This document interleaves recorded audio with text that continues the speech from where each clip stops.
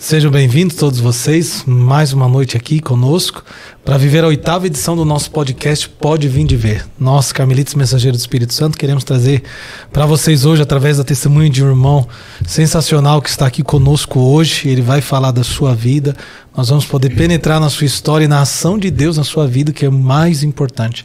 Então eu me chamo Frei Diego Santana, sou religioso, carmelita há 19 anos, sou sacerdote há 10 anos, tenho a alegria de conduzir aqui, junto com a irmã que está aqui do meu lado, esse podcast. Oi gente, boa noite, eu me chamo Jéssica Tanaka, sou casada, temos 2 filhos, o Francisco e o Bernardo, e temos a graça, a alegria de trabalhar aqui com os freis. Muito obrigada. Amém. Eu gostaria, antes de apresentar o convidado dessa noite, de ler aqui no Evangelho de São João aquilo que inspirou o nome deste podcast, Pode Vir de Ver.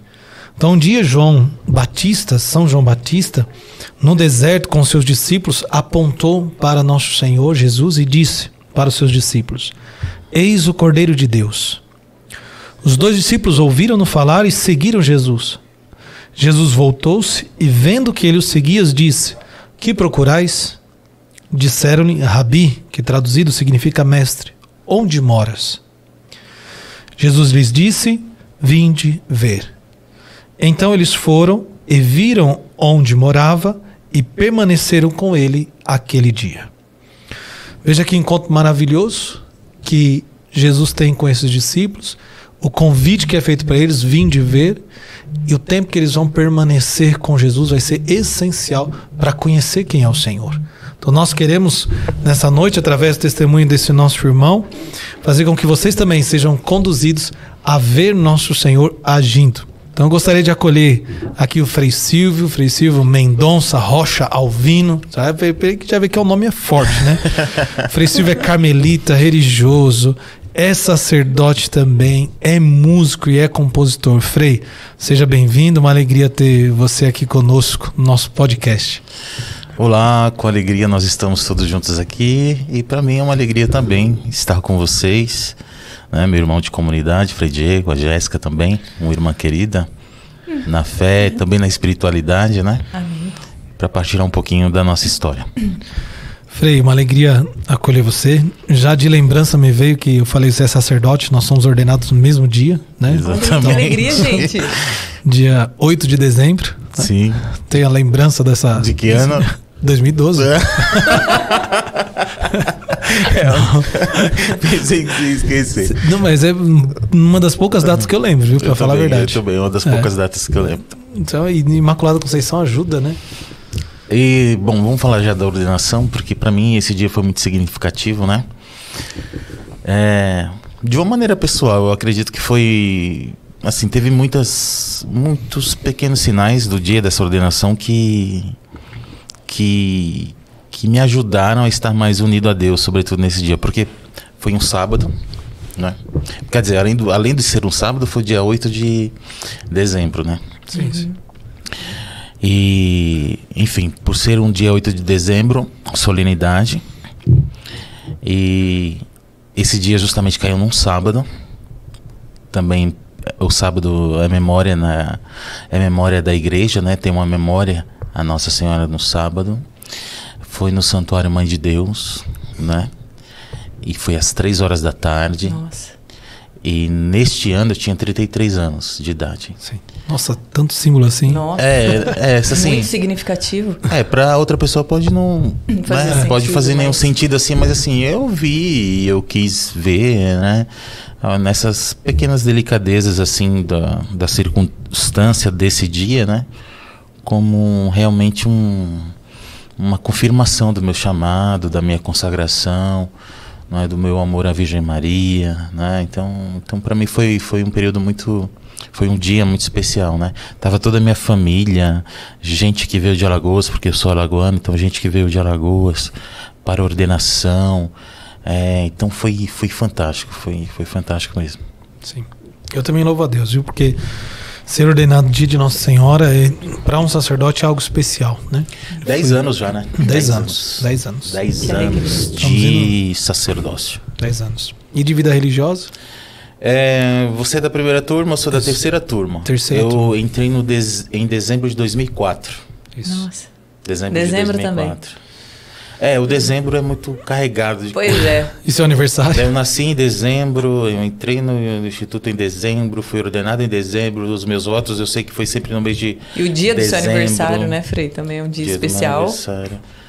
Você sabe que antes eu gostava mais. Eu não gosto tanto, não, assim. Não, passando os anos. Não vou dizer que eu não gosto, porque é dia 14 de dezembro, é dia de São João da Cruz. Então, pro carmelita, mensageiro do Espírito Santo, que participa da espiritualidade do Carmelo, nascer no dia de São João da Cruz, é realmente uma alegria. Graça, né? Porém, ele é mais comemorado, né? Assim, o Frei Silvio vai ficar mais pro lado desse dia. A atenção, né? A atenção é mais pra o que é normal, né? O que é normal, claro.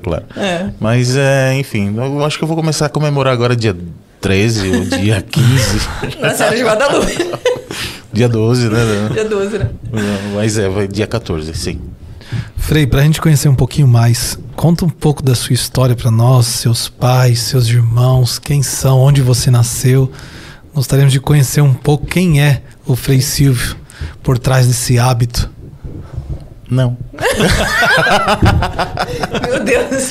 Tô brincando. Como é que é aquela frase lá que você ia falar? Cara de madastro, como é que é? Frei, uma das primeiras vezes que eu te vi, já cortando aqui o assunto rapidão. Uma das primeiras vezes que eu te vi, eu falei, meu Deus do céu, esse Frei tem uma cara de bravo, né? Falei, gente do céu, acho que eu não vou mais ter essa visão. É uma sina, uma Fiquei com medo. Só que eu ouvi uma frase e eu falei, eu duvidei dessa frase, mas depois eu vi que era verdade. Cara de madrasta, coração de vó. Foi. Que história é essa, Frei? Não, veja bem, eu tenho um semblante mais sério mesmo, né? Desde pequeno, eu tenho uma lembrança do meu pai dizendo, nossa, o que foi, menino? Por que você tá com essa cara, né? Mas ele falava brincando comigo, mas é porque eu tinha um semblante mais sério mesmo. E, enfim, é normal, já se tornou normal pra mim, que as primeiras pessoas que têm contato comigo sentem essa distância. Falava, nossa, será que eu cumprimento? Eu acho que sou... Assim, eu sou sério, de fato, né? Assim, no sentido de querer ir buscar as coisas corretamente. Talvez isso transpareça um pouco, né, no meu semblante, mas aqui, atrás dessa armadura, bate um coração. Um coração de vó.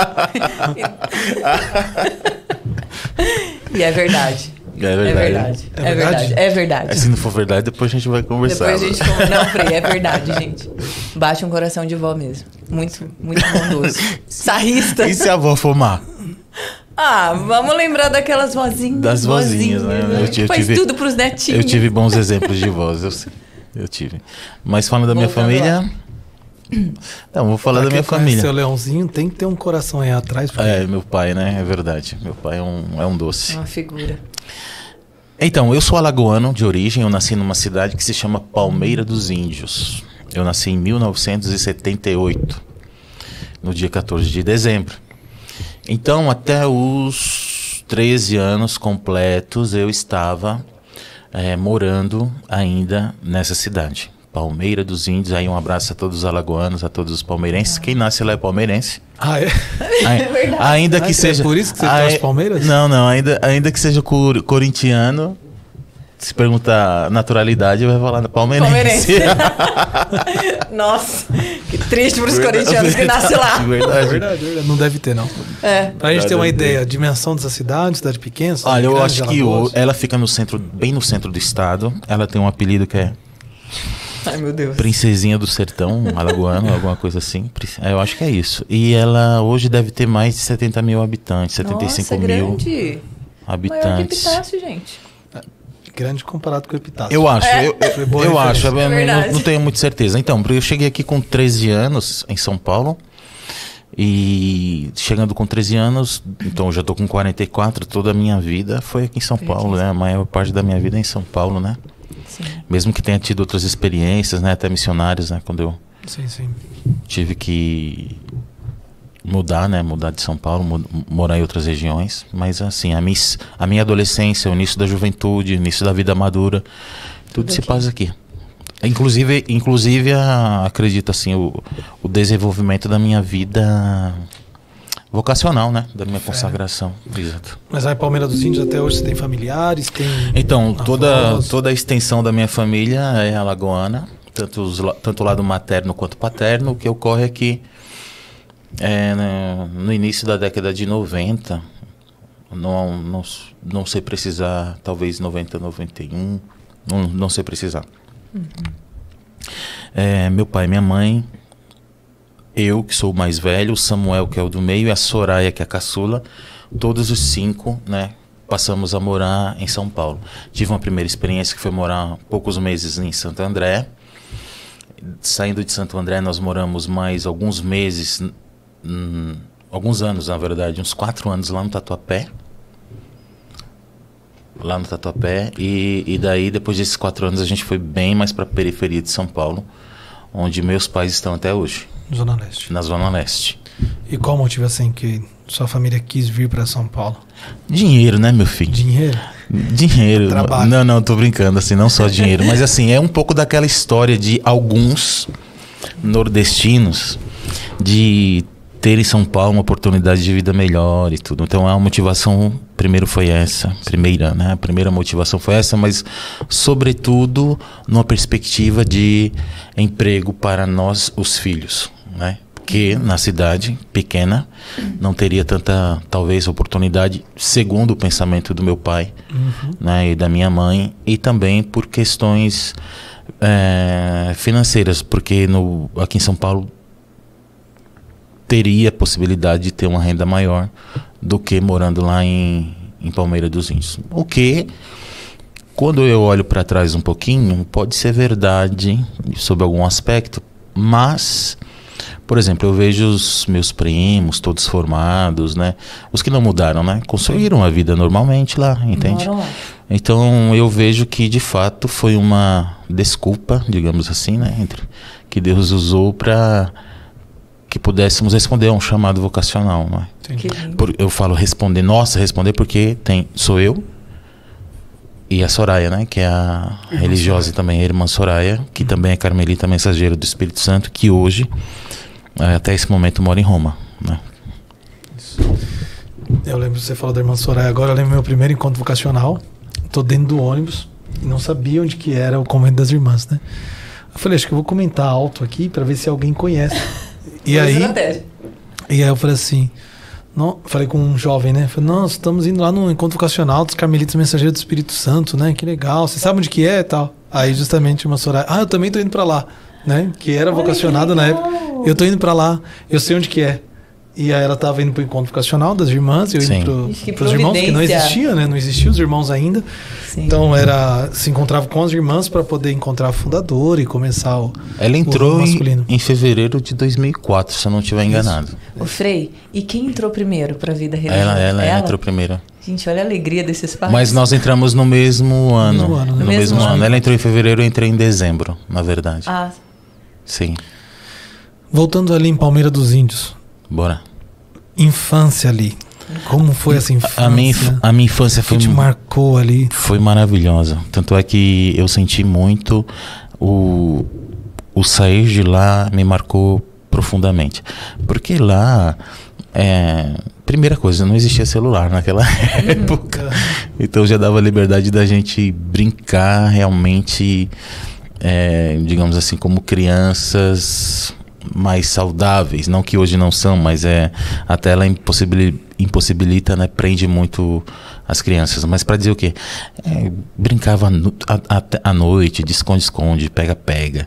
A gente brincava de explorar, porque eu morava perto de uma linha de trem que fica ali na rua Sebastião Ramos. Então a gente ficava esperando, aguardando o trem de carga passar, era trem de carga que passava, né? A gente brincava de fazer lanterna, a gente confeccionava alguns brinquedos, né? Fazia lanterna com lata, com vela e saía para explorar, olha só a pretensão, né?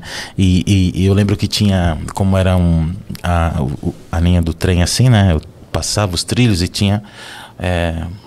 ele era nivelado, mas tinha alguns momentos que tinha tipo um barranco, assim, eu vou falar barranco, né?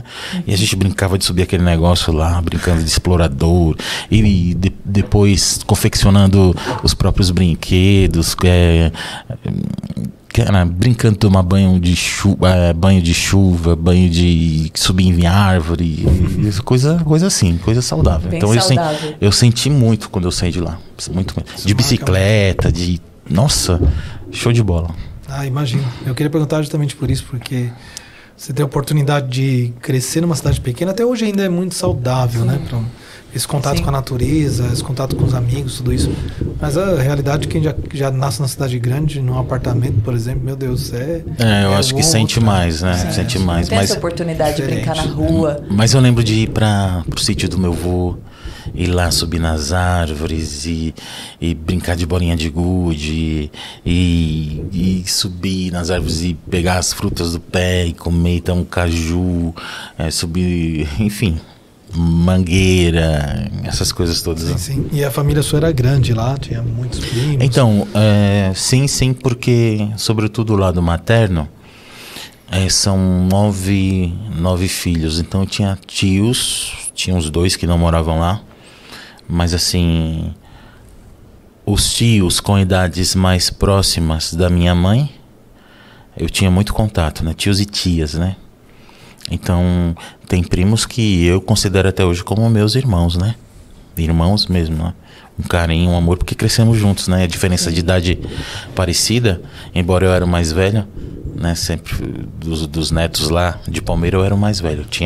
Tem netos mais velhos, mas dali, de próximo aos meus avós, eu era o mais velho. E você estudou lá, fez... Eu estudei no Centro Educacional Cristo Redentor. Olha que legal, Frei. Que é um colégio de freira que tem lá, muito... eu estudei até a 5ª série lá. Eu tive que sair porque... 12 anos, né? E veio para São Paulo. Embora. Tivemos que continuar aqui, em São Paulo. E o choque quando você chegou? Choque muito grande, choque cultural, choque da cidade, choque... Porque eu nunca tinha estudado na escola pública, não sabia o que era, vim estudar aqui em São Paulo. Então eu senti muito. Enfim, sotaque, eu tinha sotaque bem carregado, né? Eu perdi mais por teimosia, no sentido de que para parar de ser zoado. Para parar de ser zoado.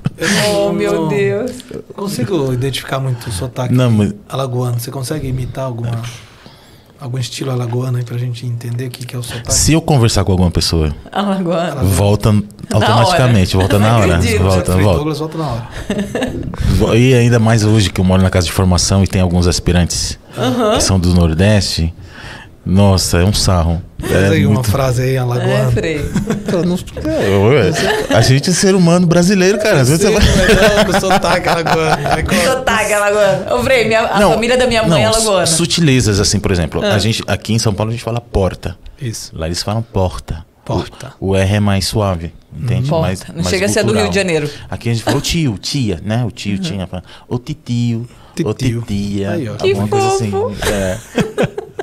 Então, coisas assim, são e algumas mãe, expressões. como é que chama mãe e pai lá? Bom, tem gente que chama mamãe, papai, mas tem gente que chama maninha, painha. Então tem primos meus que já tem mais de 40 anos, o maninha, o painha. Ô painha, não faz isso não. Ai, que fofo. Mais ou menos assim. Então você chegou em São Paulo com 13 anos de idade, isso? Eu acho que é isso aí. Não sou bom de conta não, mas e aí foi pra Santo André. Foi muito rápido. Muito rápido. Então você lá nem estudou nada? Rapaz, eu consegui estudar, porque eu tinha que estudar, né? Porque eu acho que a gente mudou justamente no período de férias. E eu comecei esse 6º ano lá numa escola pública que eu esqueci o nome. Sim. Porque de tão rápido que foi. Não sei se foi o vídeo. Tanto é que no meu diploma, alguma coisa assim, né?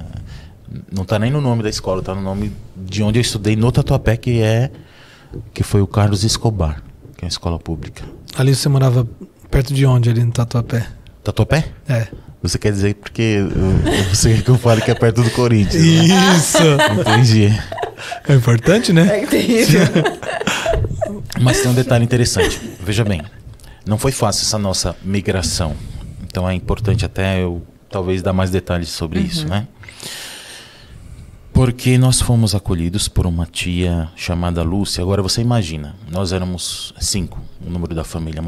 Morávamos numa casa enorme em Palmeira, que era a casa paroquial da época, que era alugada, né? Certo. A casa paroquial ela era alugada para nós. O pároco morava em outra região, ali no Largo São Cristóvão, na igreja de São Cristóvão, ali em Palmeira. E tinha casa que era praticamente parede com parede dessa igreja, né? E lá era enorme, cada um tinha o seu quarto, um quintal enorme, com pé de tamarindo, pé de manga, tudo dentro do quintal, você imagina? Nossa, eu lembro que eu brincava com meu irmão de talvez vocês são muito novos para lembrar, mas tem um programa na Globo que chama Armação Ilimitada. A Jéssica e tinha o Juba e o Lula, que era tipo um negócio de aventura, esporte radical. E daí eu brincava com meu irmão disso, sabe, de tão grande que era o quintal, a gente fazia tipo circuitos, era um negócio de louco, exatamente. Bem criativo, né? Sim, a gente aproveitou bem. Ai, que legal. Então, só pra dizer, aí a gente saiu disso tudo e moramos de favor durante alguns meses, mas muito poucos meses, em um sobrado, em um quarto que era um sobrado da minha tia materna, que chama Lúcia, e era um ambiente, era um quarto, né? Um quarto que ficava no nível superior da casa, e os 5 ficamos ali um tempo. Então agradeço até a tia Lúcia que nos acolheu, né? Durante esse tempo. Saindo dali, nós fomos para o Tatuapé e adivinha, a gente morou dentro da igreja. Nossa. Dentro da igreja do Largo São José do Maranhão, no Tatuapé. Então essa igreja é uma continuação da Antônio de Barros. Você cruza a Celso Garcia, você continua, ela vai mudar o nome, mas é a mesma reta. Vai se chamar Arnaldo Sintra. Então nessa mudança de nome tem essa igreja onde nós moramos, algumas ruas para trás, a casa que depois nós mudamos também, e mais no fundo, aquilo que você quer ouvir, que é o campo do Corinthians. No Parque São Jorge. No Parque São Jorge, isso. Exatamente. E lá, qual é essa aqui que você morava dentro da igreja, o povo vai achar que vocês moravam debaixo do altar ali. Como é que é isso? É porque é uma igreja muito grande. Isso. E o pároco lá, ele já havia sido pároco de Palmeira dos Índios na época, o padre Ideobrando, e era conhecido do meu pai e da minha mãe. E ele quis nos ajudar e emprestou durante uns meses este lugar até que conseguíssemos uma casa, né, pra gente de fato ter um local nosso, né? E daí, como era muito grande essa igreja, eu lembro que muitas vezes ela estava fechada porque não era horário de missa nem de nada, então a gente brincava assim, passava nas naves que eram enormes, né? As naves, não a espaçonave, né? O espaço superior da igreja e enfim, eu tenho boas lembranças de lá. E a gente morava no primeiro andar e a casa paroquial era no segundo. Sim. Então, no fundo da igreja. No fundo da igreja. Então você tem que legal. A entrada, né? Você tem a igreja, você tinha a parede que divide o presbitério, né? E então atrás, mas tudo dentro da mesma estrutura, tinha o primeiro andar onde nós moramos, o segundo andar era a casa paroquial, onde o pároco morava, e ele cedeu então esse primeiro andar, né, para que nós pudéssemos estar morando ali durante alguns meses também. Não foram muitos meses, não me recordo se foram 4 ou 6, mas menos de 6 com certeza. Foi o tempo da gente conseguir uma casa e sair de lá, né? Mas aí ela continuou sendo a nossa paróquia, né? A gente foi crismado lá e tudo, né? Frei, mas essa casa que vocês alugaram depois ficava ali perto também? Sim, ali na mesma região? Na rua de trás. Aí é essa tal de Arnaldo Sintra que eu tô falando agora. Entendi. Né? Mas foi legal, esse período aí foi muito legal também. Porque depois que eu cheguei e me instalei, né? E me enculturei, digamos assim, eu fiz amizades, boas amizades. Nossa, e naquele tempo era maravilhoso também, porque, gente, então eu já estava, toda a minha adolescência foi lá. Era um pessoal que gostava de se divertir muito, mas de uma maneira sadia. Então a gente jogava muito, muito futebol de salão e na rua. Ah, sim? Sim, não parece, mas sim. Sim. Sim. Eu jogava muito. Tem uma rua que se chama João Penteado, que era a rua que moravam alguns amigos meus. Ali ela se transformava em campinho. Né? Que legal. Quadra de vôlei, quadra de futebol. Atrás da rua, que eu esqueci o nome da rua, mas tinha uma antiga delegacia de ensino que tinha quadra e a gente jogava lá, porque a mãe de um dos nossos amigos era caseira daquele lugar. Que legal, Frei. Quem nunca arrancou um tampão do dedão na rua, eu já arranquei, não sabe o que é viver, né? Em Palmeiras dos Índios eu arranquei várias vezes. Nossa Senhora. Porque a rua não era asfalto, era paralelepípedo, né? E jogava tudo no paralelepípedo mesmo. A molecada não tem nem aí. Tem tempo ruim não. Não tem tempo ruim não. Mas joga até no piche. E ali na igreja, o que era o ritmo de vida de vocês ali? Seu pai trabalhava? Meu pai, ele era motorista de ônibus da São Geraldo. Nessa época, né? Ele era motorista de ônibus da São Geraldo. Minha mãe, ela vendia, cara, coisas no Brás. Começou a vender coisas no Brás. E ela envolveu a gente. Camelô. Minha mãe começou a ser camelô. Mas na época que tinha produtos do Paraguai, entendeu? Meu primeiro teclado, por exemplo, veio do Paraguai. Minha mãe que trouxe. Sério? Comecei a estudar. Desenrolado, hein? Minha mãe é uma guerreira. Minha mãe é uma guerreira. Minha mãe é uma guerreira. De verdade. Na verdade, você nem falou o nome dos seus pais. É verdade. O meu pai se chama Cícero, mas se eu falar Cícero, o pessoal não vai conhecer. Não vai nem saber quem é. Porque o apelido dele é Leãozinho. E tem que ser Leãozinho. Se chamar ele de Leão, ele fala... Ele não responde. Não quer porque Leão é muito bravo. Então ele chama de Leãozinho. E minha mãe... muito fofo. Minha mãe chama-se Maria de Lourdes. Mas todos chamam a chamam de Lourdes, né? Senhora Leoa.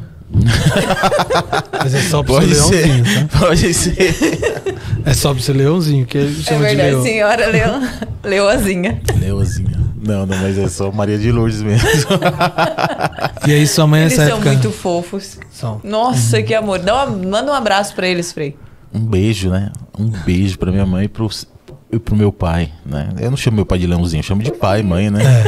Nossa, Leãozinho e Dona Lourdes são fantásticos. Deus abençoe vocês, viu? Tem o Samuca, que é meu irmão do meio, que é casado com a Fê, Fernanda, papai do Miguel, que já tá com 14 anos, é o mais alto de toda a família agora. Gigante. Pois é. Passou todo mundo. Na gravação lá, eu falei, meu Deus, o Samuel tá maior que porque o lado da mãe dele, todos são altos, né? Ele puxou mais o lado da mãe. E a Soraya, né? Soraya que tá lá em Roma estudando, como Carmelita Mensageira do Espírito Santo, na comunidade. Né? Sim. Já na comunidade de Roma. Isso. Legal. Você falou que sua mãe trouxe o primeiro teclado seu lá do Paraguai. Então, como é que surge esse negócio de morando música? nessa igreja, nessa paróquia, o padre me deu uma bolsa, me ajudou eu conquistei uma bolsa através desse padre. Sim. De um maestro que ia tocar nos casamentos lá dessa igreja. E o padre conversou com ele, etc. Ganhei uma bolsa. Como comecei não pagando nada, depois comecei a pagando a metade, depois terminei pagando tudo. Então ele percebeu que ele tinha um dom, né, Frei? Ou não? Eu não sei. Não, porque eu não tocava nada lá. Não tocava nada. Acho que foi uma oportunidade. Você não tá fazendo nada? Vamos aqui fazer um curso de... Mais ou menos isso. Vamos ver se sai alguma coisa. Vamos ver se sai alguma coisa boa aqui. Foi mais ou menos isso. Mas o negócio rendeu, porque depois eu comecei a tocar nos casamentos dessa igreja. Que legal, Frei. Então, até então, nada de relacionamento com a música. Nada. Então foi graças a esse padre. Nada em que sentido? Assim, eu percebi uma certa facilidade pra música, mas essa facilidade, ela era... Como que eu posso dizer? Assim, não era desenvolvida. Por quê? Porque eu não tinha tido a oportunidade. Então, quer dizer, este padre me deu a oportunidade para isso. Ele despertou, né, Frei? Que coisa linda. Mesmo sem saber do dom, foi despertado. Eu não sei se para isso. Eu acho que minha mãe deve ter conversado com ele, certamente. Que sim. Preciso ocupar esse menino com alguma coisa. Não, mas eu era... pode ter sido nessa intenção mesmo, né? Coitados, enfim. E aí você começou a estudar, como que era esse curso, animar casamento? Eu comecei a estudar, era um Conservatório Nacional de Cultura Musical. Não sei se existe ainda hoje. Quanto tempo foi esse curso? Foram 5 anos. Nossa, bastante, Frei. Sim. Que legal. 5 anos. Aí, essa paróquia... Ela abriu muitos horizontes para mim, porque lá começou a ter canto coral, sabe, polifônico. Sim. Que legal. E eu comecei a participar com a minha mãe. Então eu lembro que eu ficava por ter uma voz mais grave, eu já ficava nos baixos, né? Minha mãe, eu acho que ela era mezzo-soprano. Isso, aí ficava lá, então quer dizer... Então era bem divididinho, Sim. Bem organizado. Acho que era Valdir Juste, o nome da época do maestro, do regente do coro, eu acho. Acho que era Valdir. No conservatório, quais os instrumentos lá que você... No conservatório, era assim, lá eu comecei a fazer o órgão eletrônico. Esse é o nome específico, né? Técnico que tinha lá. Mas assim, era os teclados, né? Eu tocava bastante teclados, né? E só um pouquinho de piano.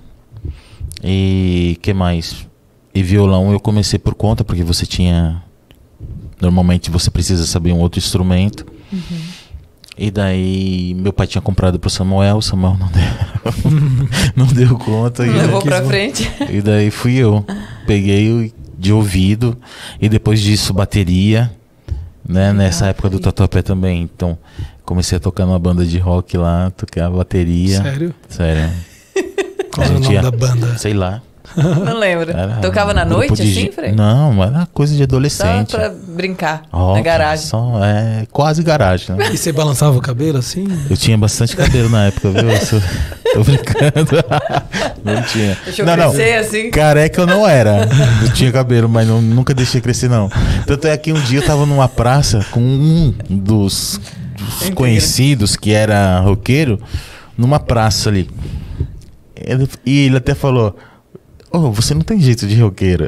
Aí eu falei, é? Por quê? Sei lá, parece que você toca pagode. Só pra você ver que o meu estilo não era compatível, mas eu gostava do rock. Mas eu tava lá só pra aprender. Eu gostava de tocar bateria, né? E aí vocês ficaram ali no Tatuapé, todo esse tempo, 5 anos de estudo, foi tudo ali que vocês moravam ali? Foi. Como que é o nome da paróquia, Frei? Paróquia São José do Maranhão. São José do Maranhão. E fica ali no Largo São José do Maranhão. Que legal. Frei, você teve outro encontro também importante na sua vida, a nível de estudos com religiosos, né? Teve esse padre, então, que foi importante para vocês na acolhida. E eu lembro que tem um outro padre salesiano na sua história que... Isso, o padre Rosalvino Vinhaio, espanhol. Conta pra Padre gente. Rosalvino, muito conhecido lá na Zona Leste, sobretudo na região de Itaquera, porque ele fundou uma obra social muito grande lá, né? E muito importante para a região, que é a obra social Dom Bosco de Itaquera. E lá, foram anos maravilhosos. Eu sou muito grato ao Padre Rosalvino, as pessoas com quem eu trabalhei lá, os educadores, né? Nós chamamos de educadores, né? Todos, né? Isso faz parte do sistema educativo de Dom Bosco. Todos os funcionários dos salesianos, eles são educadores, né? Então você não tem, desde o porteiro até a pessoa que cuida da limpeza, os professores, mas todos são educadores. Que lindo. Trabalhei 3 anos lá. Todos têm algo para ensinar, né? Sim. Você trabalhou? Trabalhei. Trabalhou. Eu fui funcionário lá. Ah, tá. E o que você fazia lá? Lá a música abriu as portas. Sim. Né? Eu comecei a trabalhar um pouco com música. E depois trabalhando com música, com animação, né? Porque eu animava os auditórios. Os auditórios... A gente vai lembrar do Silvio Santos, né? Quer dinheiro, jogar dinheiro também? Não era bem assim. Mas é porque sempre antes das aulas, todos os alunos com os educadores se reúnem e tem tipo uma pré-leção, né? Uma oração inicial, uma palavra. Que legal. Então sempre. Então a turma da manhã era assim, a turma da tarde era assim e a turma da noite era assim também.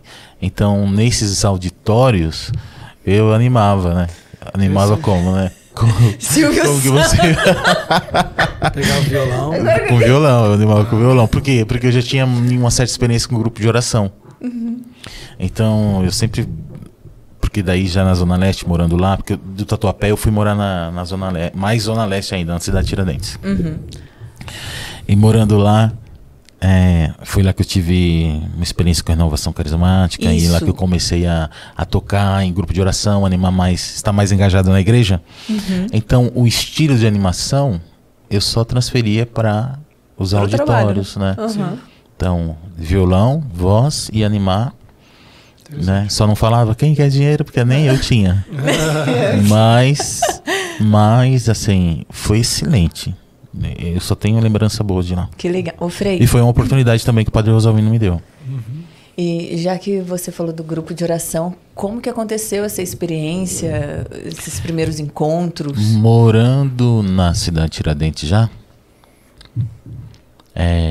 eu fui convidado a participar de um cenáculo no estádio do Pacaembu. Nunca tinha ido para um estádio de futebol. O primeiro estádio que eu fui foi para o Pacaembu e foi para rezar. Olha só. E foi em 96. Ixi, era um bebê. Não precisa falar. É mesmo? Você tinha quantos anos? 5 anos. Tá brincando? Sério. Vixe Maria. Vixe Maria. Já tava indo em estádio de futebol. Já tava indo em estádio. Ainda. Pois é, gente. Mas nessa época ainda, acho que foi os últimos. Lembra quando tinha aqueles... Os rebanhões, né? Cenáculos enormes que lotavam um estádio, sabe? Que alegria. Sim. Então, eu acho que foi um dos últimos. Aí esse porte assim, sabe? Sim. E daí eu fiquei impressionado com aquilo. Porque, primeiro, né, eu tive que acordar de madrugada para poder pegar o ônibus e ir pra lá com a excursão da paróquia. Levei meu irmão, Samuel foi. Só um parênteses nisso aí, já que você tá falando de um estádio cheio de um encontro, fala pra nós do Desperta, Jéssica. Nossa, na hora que o Frei começou a falar... foi em 96 um dos últimos, Frei? Foi um dos últimos, e esse então, Desperta minha vai gente, bombar. aqui, ó, 2023, nós temos a oportunidade de reviver essas experiências, né, tão marcantes que eu não vivi. Então, não é da minha época, primeiro nem morava aqui. E é marcante mesmo, porque você imagina um estádio de futebol lotado de gente rezando. Nossa, que coisa linda. Frei. Chegou aí já? Não. Pra um Não, rebanhão também assim, não, Frei? Não. Minha mãe ia, porque eu era pequeno também. Mas minha mãe foi. Eu era pequeno. Em 96 eu tinha 12 anos. Tinha 12 anos em 96. Tava em outra vibe. Em outra vibe. Não ia pra rebanhão, né? Gente, eu lembro que nessa época a tia Laura, não era? Mas você acredita que eu não conhecia ela? Não acredito, Frei. Como assim, gente? Só de nome, porque era uma pessoa famosa, assim, muito famosa nesse meio, né? Sim. Mas assim, eu lembro que nesse dia que eu fui, tava Conta pra gente. O padre Joãozinho, o padre Jonas Abib, padre Eduardo Doughet, padre Alberto Gambarini. Então, padre quer dizer, Marcelo ainda não. Só os nomes, né, da renovação assim. A velha top, guarda. Né? Top. Então, deixa eu só abrir um parêntese que a gente vai falar no final, mas dia 10 de setembro nós teremos a oportunidade de viver isso em nosso tempo. Então, eu estou muito feliz. Temos ingressos ainda, mas são poucos. Já estão acabando. Dia 10 de setembro, lá no estádio do Morumbi, Desperta Brasil. Então, quem não fez ainda sua inscrição, corra, né? Entra lá, desperta.com.br, é isso? Despertabr.com. Despertabr.com. Eu sempre Despertabr, Desperta Brasil, né? .com. Então faça lá a sua inscrição. R$35. Isso, quem quiser organizar a caravana ainda dá tempo. Nós temos aí praticamente 2 semanas e meia, não demore. Sei que brasileiro gosta de deixar para a última hora, mas reserve o seu ingresso lá. Por que é importante isso? Porque vai reunir muitas comunidades, muitas expressões, muitos sacerdotes, muitos religiosos, e o povo de Deus precisa estar reunido para a gente despertar o Brasil mesmo no avivamento do Espírito Santo. É verdade. Então venham participar. Lá no estádio do Morumbi, vai ser uma benção. Inclusive o padre Alberto Gambarini vai estar também, o padre Eduardo Doughet. Então assim, vai ser uma alegria. Vai ser o valor muito grande. R$35 mais 1 quilo de alimento, que é um valor promocional. Mas tem que correr, gente. Tem que correr que as vagas estão se esgotando. Tem o Instagram também, Desperta Brasil _oficial. Entrem lá. Pronto, voltamos. E aí você foi pro seu encontro e aí começou essa... Então, a partir daí, como eu já estava tocando, daí começou a surgir convites, né? Convites para tocar no grupo de oração, para animar, encontros e tudo. Então eu cheguei a ficar muito tempo ajudando no grupo de oração, Aí me descobriam, falaram, ajuda também nesse outro dia, daí eu ia. Você tinha mais ou menos que idade aí? Aí eu já tava com 17, 18, 19, 17, 18, 19. 17, 18, 19, essa faixa aí. E daí... E tem um dia assim que foi marcante, uma experiência com o Espírito Santo? Foi um dia do estádio, Conta, porque foi lá que que houve a efusão do Espírito Santo, né? Certo. Então é marcante, esse momento é muito marcante, né? Para todos que tiveram experiência, né? Sim. Porque era de manhã, nós estávamos em oração, foi um momento de oração de louvor. Sim. No momento de oração de louvor da manhã, se não estiver enganado, era até um momento que o Padre Joãozinho me parece que estava conduzindo, ou ele entrou depois, mas foi nesse momento da oração da manhã. E de repente eu via todo o estádio louvando, com os braços levantados, com orações vocais, não é?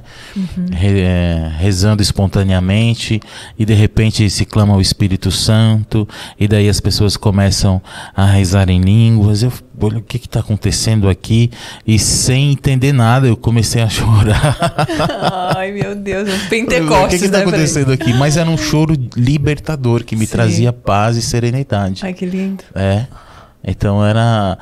E aí eu olhava pro meu irmão pra ver como ele tava normal, eu não, assim, eu falei, o que tá acontecendo? Sim. Então, mas ali foi, sem dúvida, o dia do meu batismo no Espírito Santo, né? Da efusão do Espírito Santo, e a partir dali, a gente conhece pelos frutos, porque a partir dali, o que aconteceu na minha vida interior? Desejo de estar mais em oração, desejo de ler a palavra de Deus, coisa que eu não fazia. São os frutos, né? Não fazia assim. Sim. Mas tinha desejo de ler a palavra de Deus, tinha desejo de rezar o terço, por exemplo. Tinha desejo de fazer a adoração.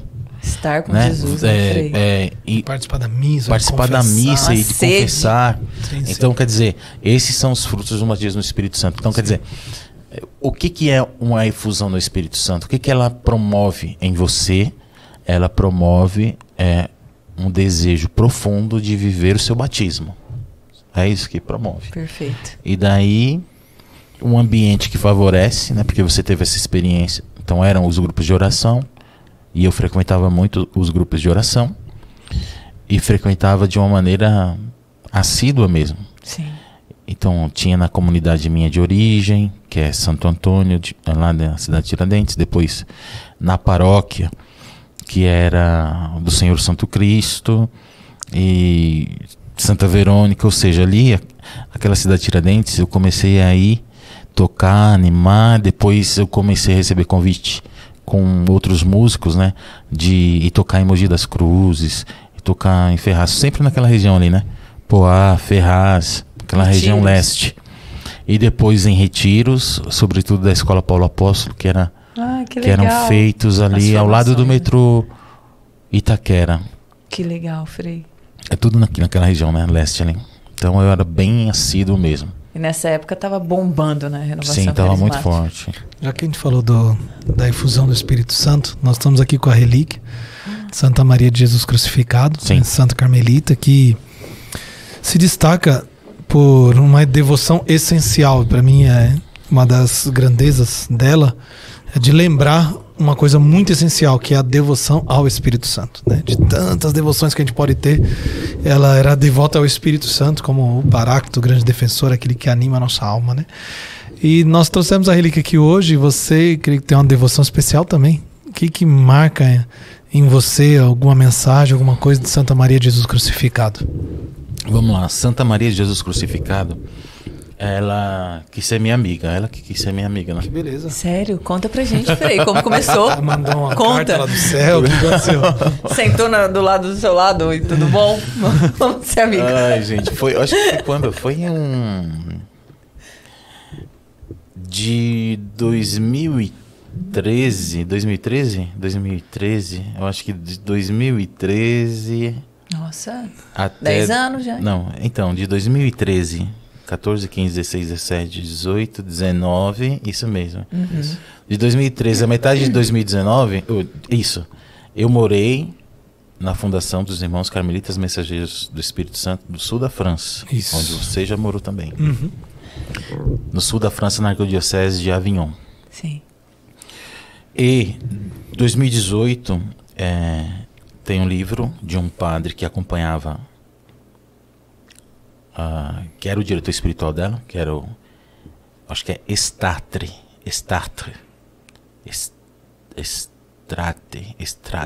uma coisa assim, não esqueci o nome, mas é o diretor espiritual dela. E ele escreveu, né, um livro, uma biografia sobre ela. Eu já sabia, claro que a gente já sabia de alguns detalhes, algumas nuances da vida dela, porque é uma vida muito extraordinária, né? Assim, tem muita coisa. Eu até ouvi outro dia no podcast aí. Podcast? Eu acho que era. Falando sobre ela, que ela disse que o rapaz que apresentava dizendo ela tinha tantos poderes que parecia um X-Men, X-Men, de tantos poderes que ela tinha. Mas assim, de tantos dons extraordinários que ela tinha.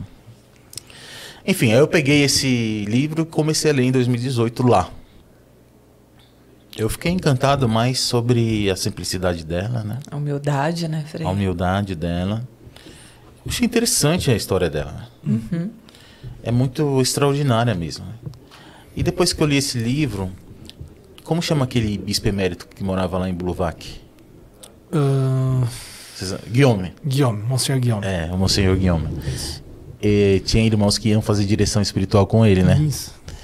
E sempre ele dava uns presentinhos depois que os irmãos, né? Tipo assim, uns livros velhos, algumas coisas que ele não queria mais, calendário de 1998, algumas coisas assim, os santinhos. Só aproveitava a imagem. Ele queria se desfazer de algumas coisas e dava pros irmãos, né? Coitado, ainda bem que já morreu, né? Ele já morreu, não, cara? Não morreu, não? Não, você acha que não? Acho que tá. Será? Ele é bonzinho, não sei não. É um santo homem, ele tava retirado lá no mosteiro. Então, eu sei que ele dava sempre. Os irmãos iam fazer direção espiritual, voltavam com uma sacolinha. Sim. Agenda de 1978, tudo as coisas legais, assim. E dentro... Já estava escrito, assim, só pra gente saber. Mas às vezes vinham livros interessantes. Sim. Mas eu acho que ele fazia uma faxininha e ele queria, tá pra vocês um presentinho e tal. Então, e uma vez ele ganhou, enfim... A gente veio, trouxe e teve 2 presentes maravilhosos. Uma primeira vez, veio um fio de cabelo de Santa Elizabeth da Trindade. Será que ele sabia? Claro que sabia, vem no... Não, mas ele sabia que tava dando isso ainda? Já que ele deu, eu não fui perguntar, né? Deixa quieto. Acho que tava dentro do pacote. Não, mas eu acho que... talvez ele quis dar um combo, né? Toma aqui um combo com todas as coisas, né? Não, mas ele... Enfim, tanto é que hoje tá na capela lá do Aspirantado. Que legal. Uma relíquia de 1º grau. Aí depois, em outro momento, foi o quê? Quando eu olho assim... Era também uma relíquia como essa. É um pano onde o sangue dos estigmas de Santa Maria de Jesus crucificado tinha sido enxugado. E daí, essa é a mesma realidade. Também, né? Que é a relíquia de 1º grau. E daí eu falei, nossa, eu não acredito, porque assim, a leitura daquele livro falou muito comigo. E depois veio um sinal assim, que eu achei que eu tomei posse pra mim. Falei, nossa, eu acho que ela quer ser minha amiga. Me visitou. E assim, a leitura desse livro naquela época tava me ajudando muito espiritualmente. Lembra o nome do livro, Frei? Ai, Jesus. La Petite... não, Miriam. Miriam Carismática? É esse? Tem tradução dele em português. Pela Cultor de Livros. Sim. Como chama? Miriam Carismática? Tem o Pequeno Nada, que é pela Cultor, mas tem o Miriam Carismática, que hoje ele não é mais publicado, e eu achei uma vez, por um acaso, numa biblioteca de vocês. Mas já sumiu também. Esse é uma relíquia. Esse tem que encontrar os direitos para publicar. Mas eu sei que tem Miriam. Sim, deve ser Miriam Carismática. Ele é mais fininho. Esse, o Pequeno Nada, ele é mais grosso. É o Pequeno Nada, eu acho. É o Pequeno Nada? Que tá falando. La Petite Arabe. La Petite Arabe. Miriam, La Petite Arabe. É o Pequeno Nada, no Brasil é traduzido. Pequeno Nada. Tá, então é esse aí. Então, e esse livro... Por que eu tô falando isso assim? Né? Pra quem tá ouvindo pode pensar, que coisa... Não, é porque interiormente me falava muito, entendeu? Sim. Então, quer dizer, é uma relação bem pessoal, né? Sim. E é forte, né? Ok, isso é o que eu encontrei na internet. Tá vendo aí a Siri? E esse livro, porque eu estou falando isso assim, né? Ótimo. É a Siri querendo participar do podcast aqui, dando informação. Vai saber, Miriam Carismática era cheia de dom, né? De repente Vai ver que é ela. vai ver que é ela. Não, mas me marca mesmo, muito. Pequeno Nada. Extrato. É esse mesmo, Pierre Pequeno Extrato, Nada. é. Isso mesmo. Me marca muito, pra mim, a centralidade dela mesmo, da mensagem em relação ao Espírito Santo, né? É uns negócios muito extraordinários, cara. Sim. Ela foi fazer retiro de votos. Quem foi pregar pra ela foi São Tomás. Que loucura é essa? Sério? É um negócio muito extraordinário. Santo Elias. Aquela Santa pessoa que ela Teresa, achava que seguia São José. ela. Ah, você fica me seguindo. Por que você tá me seguindo, né? Olha, minha vida... Uma criança. E era São José. Então, assim, tem Nossa muita coisa Senhora, extraordinária. né? Teve Cuidou dela. todos os... Eu estive lá no Carmelo de Belém, e é incrível porque Jesus dá as medidas de tudo pra ela. Ela desenha a planta do negócio, é Jesus quem fala pra ela, menino Jesus, imagina. Assim que vai ser o convento e tal, e ela vai desenhando as coisas, depois Nem ela sabe com quem trabalha. tá falando. Ela trabalha, ajuda a carregar pedra, argamassa, tudo. Ela trabalha Tem lá. esse aqui também. Sim, em cima da casa onde foi a casa de Jessé, o pai de Davi. Sim. Mostrou o lugar pra ela, tinha que ser construído lá em Belém. É Sim. incrível, né? E lá Sim. tem uma coisa especial, porque ela diz que quem que rezar naquela gruta onde era a casa do pai de Jessé, ela diz que lá a pessoa vai receber a efusão do Espírito Santo. Quem rezar ali recebe. E tudo isso era pra dizer da ligação dela com o Espírito Santo. Isso. Né? Dá volta, né, meu? É. Que Porque coisa. você Mas, contou assim, a sua experiência com o Espírito Santo e eu lembro da Sim. devoção também a Santa Sim, Maria, porque né? ela tem uma curiosidade. Ah. Tem alguns momentos que ela chama o Espírito Santo de mãe. Mãe? Espírito Santo, minha mãe. Conta. Mas assim, por quê? É porque assim, ela percebe, ela trata com o Espírito Santo com esse amor, ternura, sabe? Cuidado, né, Frei? E daí ela, Espírito Santo, minha mãe, e compõe a oração Ela dela. tem uma oração muito linda. Sim, sim. Tem uma oração. tem essa que é bastante conhecida, que você tá dizendo? Espírito Santo, inspirai-me. Inspirai-me. Alguma coisa assim. Sim. Mas esses dois textos que ela trata o Espírito Santo como mãe são muito interessantes, mas mais mostrando esse lado ternura, amor, ternura de Deus, sabe? E daí tem uma relação interessante que ela faz. Que a gente, não que ela faz, a gente pode perceber, né? Essa comunhão do Espírito Santo na presença da vida dela e da Virgem Maria. Então é quase como que se misturam, né? Nossa, que lindo. Então essa presença forte do Espírito Santo, a presença forte da Virgem Maria, então são elementos também que chamam muita atenção na vida dela. Frei, o Espírito Santo sopra, conduz, anima e inspira, né? Você também se tornou compositor. Hoje nós temos verdade. algumas músicas suas, algumas bem conhecidas. E fala um pouco para nós também, de onde surge essa capacidade? Em que momento da tua vida você passa a compor uma música? Então a primeira Fala música... um pouquinho das músicas que te marcam. Sim.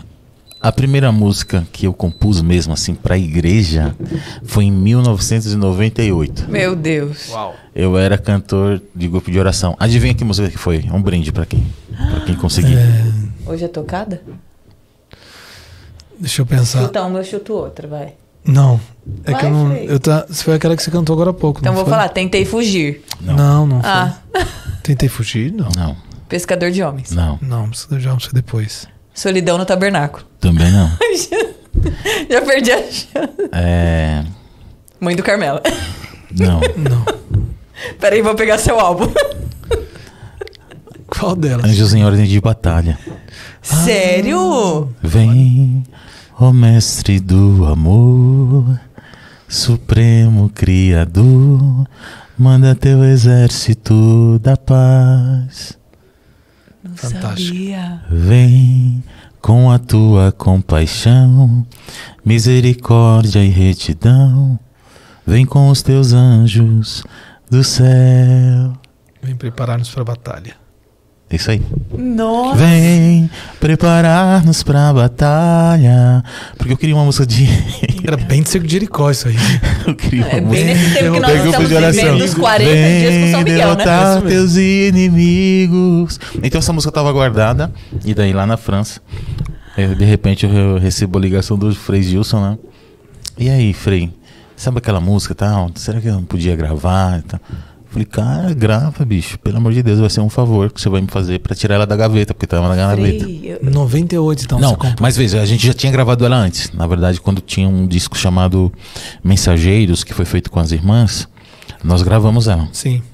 Só que o Frei José ele quis regravar de novo. Sim. Quer dizer, regravar de novo é uma redundância, não, ele quis regravar. E daí ele me ligou. Eu falei, vamos lá, mete bronca. Daí ele gravou essa. Beleza, ele gravou Que essa. legal. Eu não sabia. Sim. Não só essa ele gravou, né? Não só essa. Então, aí depois ele foi fazer, eu acho que Salvos pela Cruz. E daí eu lá ainda, né?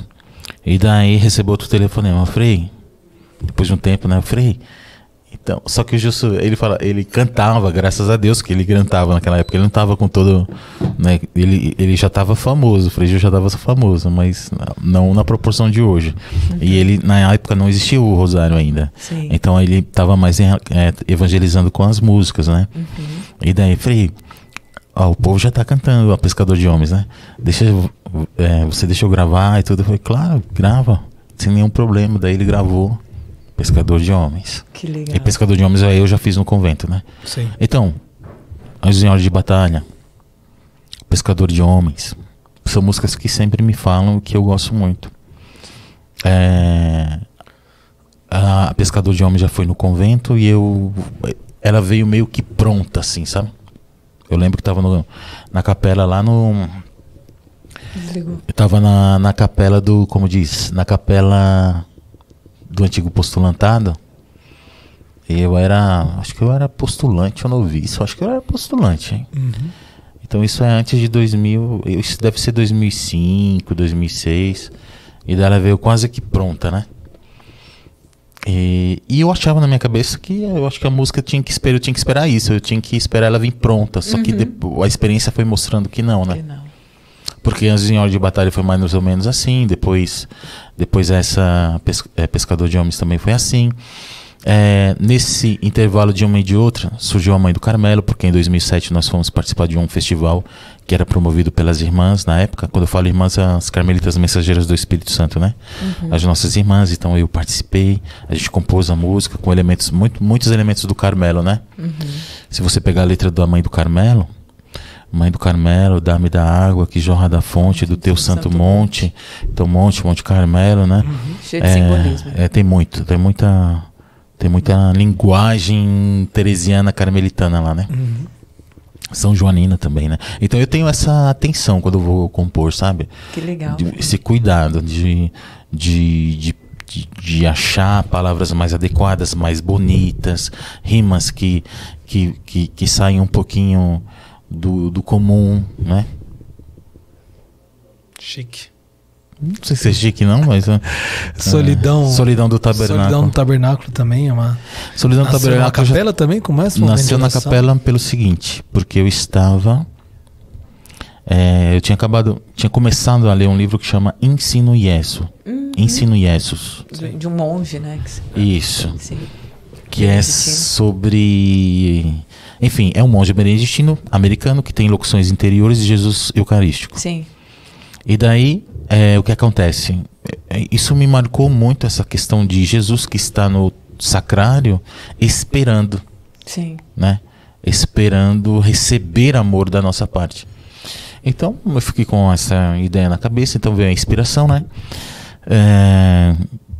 Que era... Só a frase, né? Meu coração anseia pelo teu. Então, o coração eucarístico de Jesus que anseia pelo nosso coração. E depois eu sempre trago uma imagem que eu gosto de refletir, que é a imagem de Jesus mendigo, mas mendigo de amor, né? Jesus que mendiga o nosso amor. Sim. E quando a gente percebe o mendigo, ele espera qualquer quantidade de dinheiro, né?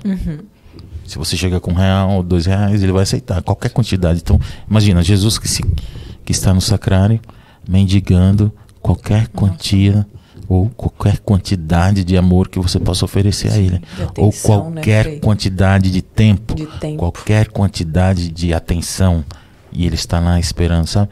E pensando um pouco na nossa realidade católica, a gente sabe que não é tão forte, né, essa atenção por parte dos católicos à pessoa de Jesus Eucarístico, né? Não é tão forte, né? E como vocês percebem isso? Basta olhar numa igreja, as pessoas como entram, não é? E não se dirigem diretamente ao sacrário, se distraem, conversam, né? Vão diretamente a uma imagem, nada contra, tem a devoção, mas assim, Jesus Cristo, e eu gosto também dessa expressão, né? Jesus todo inteiro está presente na hóstia consagrada, né? Sim. Então, Jesus todo inteiro está ali, né? Só esperando. Então, meu coração anseia pelo teu, minhas mãos vazias mendigam o amor, e eu aqui tão só neste tabernáculo a esperar. Um tempo longo ou um curto tempo, com a tua alegria ou com o teu tormento, eu estou aqui neste tabernáculo querendo consolar, mas forte. estou só, me sinto só. Canta, Frei. Mas estou só, me sinto só. Um pouco de reparação e de amor anseio, mas estou só, fico aqui tão só. Eu sou amor e não sei fazer outra coisa senão amar. Então essa ideia de Jesus que é amor e ele não sabe fazer outra coisa senão amar, não é? Você pode chegar cheio de pecado, estourado de pecado, se você se colocar diante dele, ele vai te amar. Ele não sabe fazer outra coisa, né? Não é de Deus fazer outra coisa senão amar. Sim. Você não resistiu a esse amor de pai? Eu não resisti. Como que é? Eu tentei fugir, não resisti a esse amor de pai. E daí é outra, mas é mais uma história vocacional minha. Essa música é meio retrato, né? Na verdade, né? Eu não queria. É isso mesmo. Quando a gente escuta, eu tentei fugir, não resisti, a gente já sente um pouco, tem alguma coisa nessa música aí falando de alguém, entende? Quando a gente sabe que é você que é próximo, já fala assim, o compositor tá cantando um pouco dele. Frei, e aí, conta pra nós onde surgiu sua vocação, como surgiu, da onde veio? A partir da experiência da infusão do Espírito Santo, a partir da experiência da infusão do Espírito Santo, então a atração pelo sagrado começou a ficar mais forte em mim. O desejo de estar com Deus, eu não me importava de servir a Deus através da música, da igreja, de gastar o meu tempo nisso, eu não me importava, eu me realizava nisso. Porém, eu queria ser normal, né? Eu queria ser normal, no sentido de eu queria casar, eu queria ter filho, eu queria ter minha vida, eu queria ser normal. Então, eu resistia. Por isso eu tentei fugir, não resisti, né? Eu resisti a essa ideia de ser... totalmente, né? De ser padre, de ser frei. Não queria saber isso, não. E olha que eu tinha muita experiência e muito contato com padres, né? Eu trabalhei 3 anos salesianos, antes eu estava muito próximo.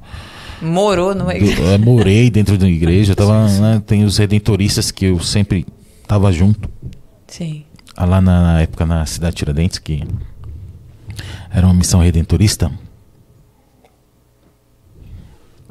Então o que eu pude fazer para fugir disso, eu fiz, né? Mas não deu, não. Não deu. Que idade você tinha quando você sente o chamado? Você fala, agora não tem mais como? Eu já tinha passado os 20. Quando eu falei, não dá. Não consigo mais. Eu tinha... olha só, eu estava nos Salesianos, não tinha motivo para sair de lá. E lá eu lembro que conversei com o padre Rosalvino uma vez sobre vocação. Sim. E ele me apoiou, me ofereceu até a possibilidade de ser salesiano, mas eu não, no meu interior não era aquilo. E o que aconteceu? Eu quis fugir disso e abri o concurso para a polícia militar do estado de São Paulo. Prestei concurso, passei no concurso.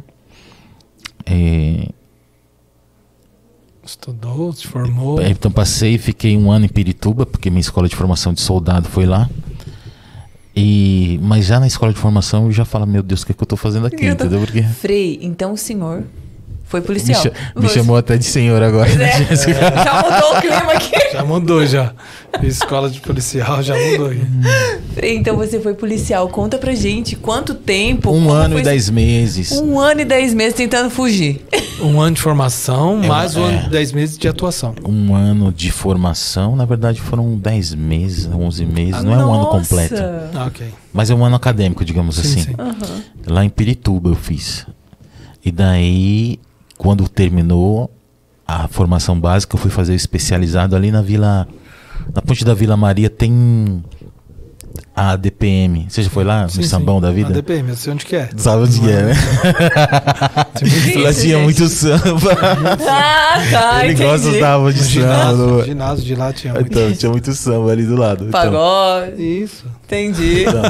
Então. Frequentou bastante. Não cheguei lá, acredita? Mas era muito conhecido. Porque São Bernardo, querendo ou não, era longe, né, pra ir pra lá. Pra DPM, mas sempre foi conhecido. Mas eu briguei por causa do samba, né? Entendi. Mas sempre gostei do show. Então, do samba. E lá a época era hoje é a Escola Superior de Sargentos. Só que lá eles cederam algumas salas para fazer o nosso especializado, né? Então eu cheguei a estudar lá 3 meses. E depois que terminou o especializado, eu fui trabalhar ali do outro lado do campo do Corinthians. O campo do Corinthians me persegue, né, gente? Persegue. Ali é o Parque Novo Mundo. Sim. E eu trabalhei ali, na época era a 6ª Companhia do 5º Batalhão. Hoje, eu não sei qual que é. Mas fica ali atrás do Hospital Nipo Brasileiro. Então aquela região eu trabalhei bastante. Eu trabalhei 10 meses, né? Aí eu também fiquei no período da noite. Detestava trabalhar à noite. Era um tormento pra mim trabalhar à noite. Qual que era a dificuldade? Ficar acordado à noite. Além do sono. O maior mesmo era o desafio de ficar acordado. 12 horas de serviço. Eu chegava lá tipo 5h30 da tarde e só saía 6 horas da manhã do outro dia. 6h30 da manhã do outro dia. Nossa. Mas eu tava nessa busca de interior, olha que curioso. Eu passava a noite trabalhando. E eu tinha moto na época, né? Que eu ia de moto trabalhar. Uhum. Mas mesmo assim, eu saía dali, ia pra Praça da Sé, ou naquela região do Patriarca, ia participar da missa, ia me confessar. Olha que linda. Ia pedir orientação, né? Espiritual. Sim. Entende? Então, quer dizer, tinha alguma coisa muito inquieta em mim. Sim. E eu não estava resistindo mais. Então, eu já estava na rua, já estava trabalhando, trabalhava à noite. Entrava ali em todos os ambientes daquela região, que é uma região com muita transportadora. Uhum. Mas assim, antes que falem, né? Nunca tive ocorrência pesada, não. Sim. Eu já estava nessa linha de discernir mesmo, sabe? Uhum. Inclusive lá aconteceram coisas interessantes. Por exemplo, eu estava um dia lá numa praça na Vila Sabrina e eu estava de motorista. Era no meio da madrugada e eu estava com um cabo. Então o cabo é o mais antigo, então ele estava lá como... Eu que era motorista, ele estava como encarregado da viatura. Sim. E você imagina, no meio de uma madrugada ali, nada acontecendo, só a viatura e nós, e à noite, ele para e fala: o Alvino, meu nome de guerra lá era Alvino, né? O Alvino. O nome de guerra. É, nome de guerra. O Alvino. Eu falei: fala, cabo. Por que você não vira... por que você não vira um padre? Um frei, sei lá. Ele falou desse jeito, cara. Eu tava no processo vocacional. Nunca tinha comentado nada. Nada, eu não falei nada pra ninguém lá na polícia. Não falei nada. Zero mesmo. Um policial você tem maior cara de frei? Sério? Aí eu falei... mas por que você tá falando isso, pá? Por que você tá falando isso, cabo? Você tem maior cara de frei? O que você tá fazendo aqui na polícia? Ele falou desse jeito lá. Gente do céu. Aí eu falei: meu... Já era. São pequenos sinais assim que Deus dá, né? Fala assim, pra... Outro sinal. Convencer. Outro sinal. Nessas minhas idas e vindas... Não, mas essa do cabo foi muito certeira. Não é possível. Muito. Aí eu guardei isso no coração. Me ajudou a discernir. Porque nessa época, quando você tá buscando uma vocação, você fica mais atento. Porque você quer respostas, né? Então você fica mais atento, né? A ação de Deus ou a maneira que Deus pode se comunicar com você, e Deus vai utilizar uma linguagem humana. Os meios que tem. Os meios, né? Claro. Ordinários para falar contigo, né? Ele usa isso, né? Só que como você está no processo de discernimento, ou seja, de escuta, você fica mais alerta, mais atento. Então, tudo é sinal. Coisas acontecendo assim desse nível, Sim. eu falei, não é possível, né? E o cabão lá falou isso, então. Eu nem lembro o nome do cabo. Nossa, instrumento de Deus mesmo. E aí, como que você veio discernir a questão de religiosa, carmelita missão do Espírito Santo, sacerdócio? Como é que entrou essa clareza? Nós éramos um grupo. De jovens que tinham uma sede por espiritualidade. Nesse grupo de jovens, alguns jovens começaram a tomar decisões que eu ficava admirado, né? De decisões de dar a vida. Então começaram a buscar, né? Então um entrou no mosteiro, a minha irmã entrou no Carmelo. Ela entrando no Carmelo, eu tive contato com o Carmelo, tive contato com o ramo masculino, né? E mesmo sendo policial, eu vinha fazer os encontros vocacionais. Nossa. Sim. Que legal. Vinha com a minha motinha. A motinha amarela, não era? Eu tinha uma moto cargo amarela. Isso. Do correio. Eu comprei do meu tio. Eu lembro dessa moto. Eu comprei pra trabalhar, entendeu? Era muito mais rápido e mais econômico. Nem chamava atenção. Você lembra? Você lembra nada? Claro que lembro. Conversa piada. Você falou, claro que lembro. Eu falei amarela. Como é que não? Como não? Eu lembrei, ué. Eu lembro. legal. Parada na frente do convento, sim. Também amarela, não dá pra esquecer, não. Aham. Na época eu tava com essa motinha, tinha um ninho que eu trouxe pro convento. Depois ficou apelidado Derrete. Derrete? Nunca ouviu falar? Derrete? Derrete. Por quê? Que isso? Chegou uma época onde ele parava e caiu um pedaço. Os irmãos falavam, vai pegar o Derrete, velho. Os irmãos destruíram. Só não falava, acabaram com o carro, freio. Só que ninguém falava freio porque pra não ficar bravo. Tá vendo? Dentro do convento tinha respeitava a polícia. Respeita a polícia. Olha, eu até mudei aqui. E aí, a decisão pra entrar no convento, como é que... Eu conseguia. Eu sei que as irmãs também, a minha irmã, na época era aspirante, eu sei que ela rezou bastante também pra isso acontecer. E mobilizou também outras irmãs para ajudarem nessa intercessão. Vamos rezar para ajudarem nessa intercessão. E de fato, eu percebi, né, que nada mais estava me realizando. O matrimônio é muito bonito, né? É muito bonito. Até porque eu tenho um bom exemplo em casa. Meu pai e minha mãe se amam, são casados hoje há 46 anos. Convivendo com eles, eu via, né, amor verdadeiro sendo manifestado constantemente entre eles e a nós. Isso nunca faltou em casa. Então, assim, modelo de um matrimônio bem vivido eu tive, né? Mas faltava alguma coisa.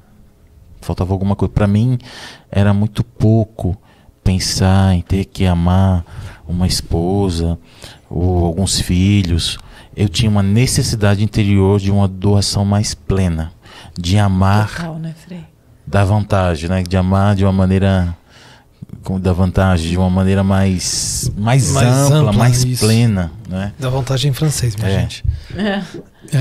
Mais ampla, mais plena, né? Então... E amar todos, né? Porque... Todos. Você fala amar de uma forma mais ampla, mais plena, mas você pode amar uma pessoa desse jeito, mas amar todos. Todos. Não exclusivamente uma pessoa. Exatamente. Que é isso que eu acho que é o ministério da vida religiosa, sacerdotal. E eu ficava em que, não, mas eu quero ser normal, cara. Não, eu não queria sentir isso, né? Esse negócio. Então, não, mas eu tinha uma necessidade de doação a todos, né? Sim, a igreja, né? Então, quer dizer, aí já fugia de mim. Né? Sim. E mexe com a gente essa questão de não estar como dizer, fixo, né? Com aquela estabilidade do matrimônio, uma casa, uma família. Exato. Tudo isso. Uma das coisas que me ajudou a discernir também. Isso. Primeiro, a brevidade do tempo. Porque nesse período que tudo isso estava acontecendo de discernimento, eu tive uma graça assim de perceber, nossa, como o tempo passa rápido. E qual que é o sentido que eu estou dando para minha vida, né? Hoje, né? Isso. E depois, nossa, mas amar, né, ter uma família, ok, mas e ficar, né, sendo pai, tendo os meus horários a cumprir E segunda, sexta, por exemplo, né? Tendo essa rotina, Trabalho, tudo, casa, né, tá. Então é bonito, mas não dá. Mas existe na vocação nossa religiosa uma liberdade, né? Um interior que para você estar em qualquer lugar, então, que necessita de um desapego, né, da família, do local, dos amigos, de tudo. E outra, não só isso, não só foi isso, né? Você não vai pensar que era uma necessidade de evangelizar. Sim, sim, É uma necessidade de passar mais tempo com Deus e de transmitir Deus às Isso, pessoas. É isso que é onde eu ia chegar. A nossa liberdade interior nos permite isso. Né? Para você estar na situação de poder evangelizar, você precisa sentir isso dentro de você. Se você não fala assim, poxa, se eu quero uma família, ficar com uma pessoa e com ela para sempre, você não vai poder, porque isso vai limitar o seu espaço e o seu tempo. Sua consagração é com aquela pessoa. Sim. Né?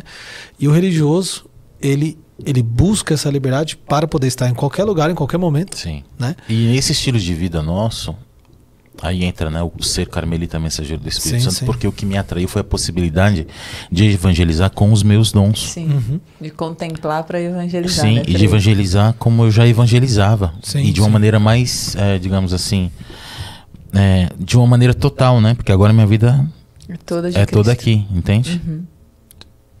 Maravilha. Falei, vamos Que falar de lindo. algumas histórias engraçadas do convento. Você chegou a vender coisa na rua?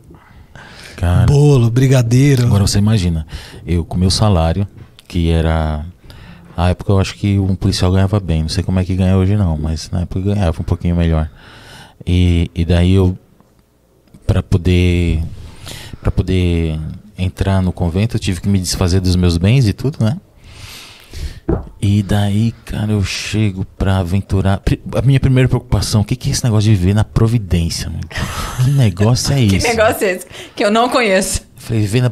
E eu era tão inocente, né? Eu falei, será que vai ter leite lá? Porque eu pensava, a minha preocupação era se ia ter leite. Leite. Você acredita? Você não sabia não. Hoje, sabia, não. hoje nem falta leite e eu nem bebo mais leite, só pra você ter ideia. Hoje eu nem gosto mais de leite. Meu Deus do céu, olha como nós somos. E aí você foi fazer essa experiência de viver da providência. Quais foram as Nossa. coisas marcantes assim? Vender brigadeiro, vender pizza em paróquia, vender brigadeiro, sair andando na rua de Na dois em rua. dois vendendo brigadeiro pra poder... Aí vendia todos os brigadeiros, chegava todo feliz, né? Não só eu, todos mundo. os irmãos. E daí... O responsável olhava, dava pra pagar algumas passagens de ônibus. Não dava nem pra... Algumas. Algumas passagens. Nem conta dava pra pagar um negócio desse. Nossa, A gente não tinha renda, zero renda. Zero renda. E eu lembro até hoje, vocês não vão acreditar. A gente morava numa casa que foi... Hoje foi doada, né? Mas aonde nós morávamos no início era uma casa emprestada. E a única obrigação nossa era pagar o IPTU. E a conta de água e de luz. Sim. IPTU, água e luz por mês, dá uns Caríssimo. R$3.000. Na época, Meu Deus do nós fomos fundados em 2003.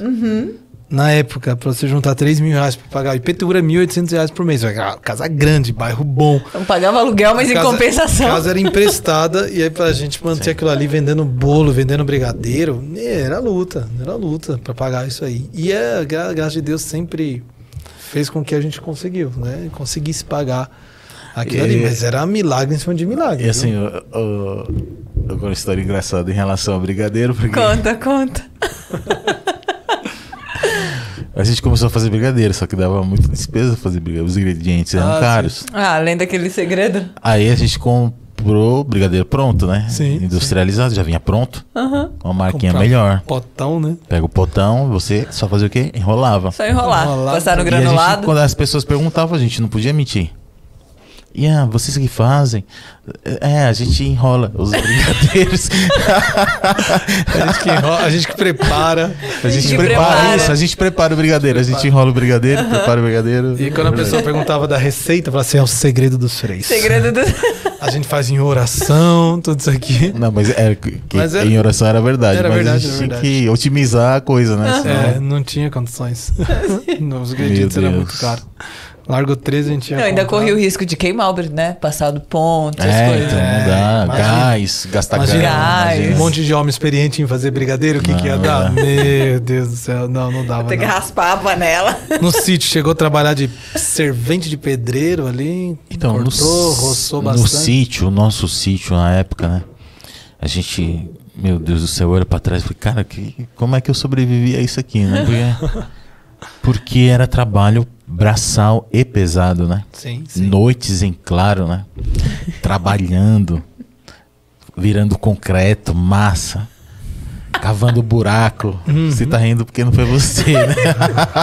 É que eu comecei a lembrar das histórias. Sim. Que tinha que fazer adoração de madrugada. A gente fazia adoração. Né? Durante o dia, você de Jericó, você tinha que ir um rezando na capela para os outros escutar do sítio e não parar de trabalhar. Exatamente. Era esse nível. Cavando buraco com trado. Sabe o que é um trado? É tipo uma broca de mão assim que você tinha que cavar para achar a terra seca.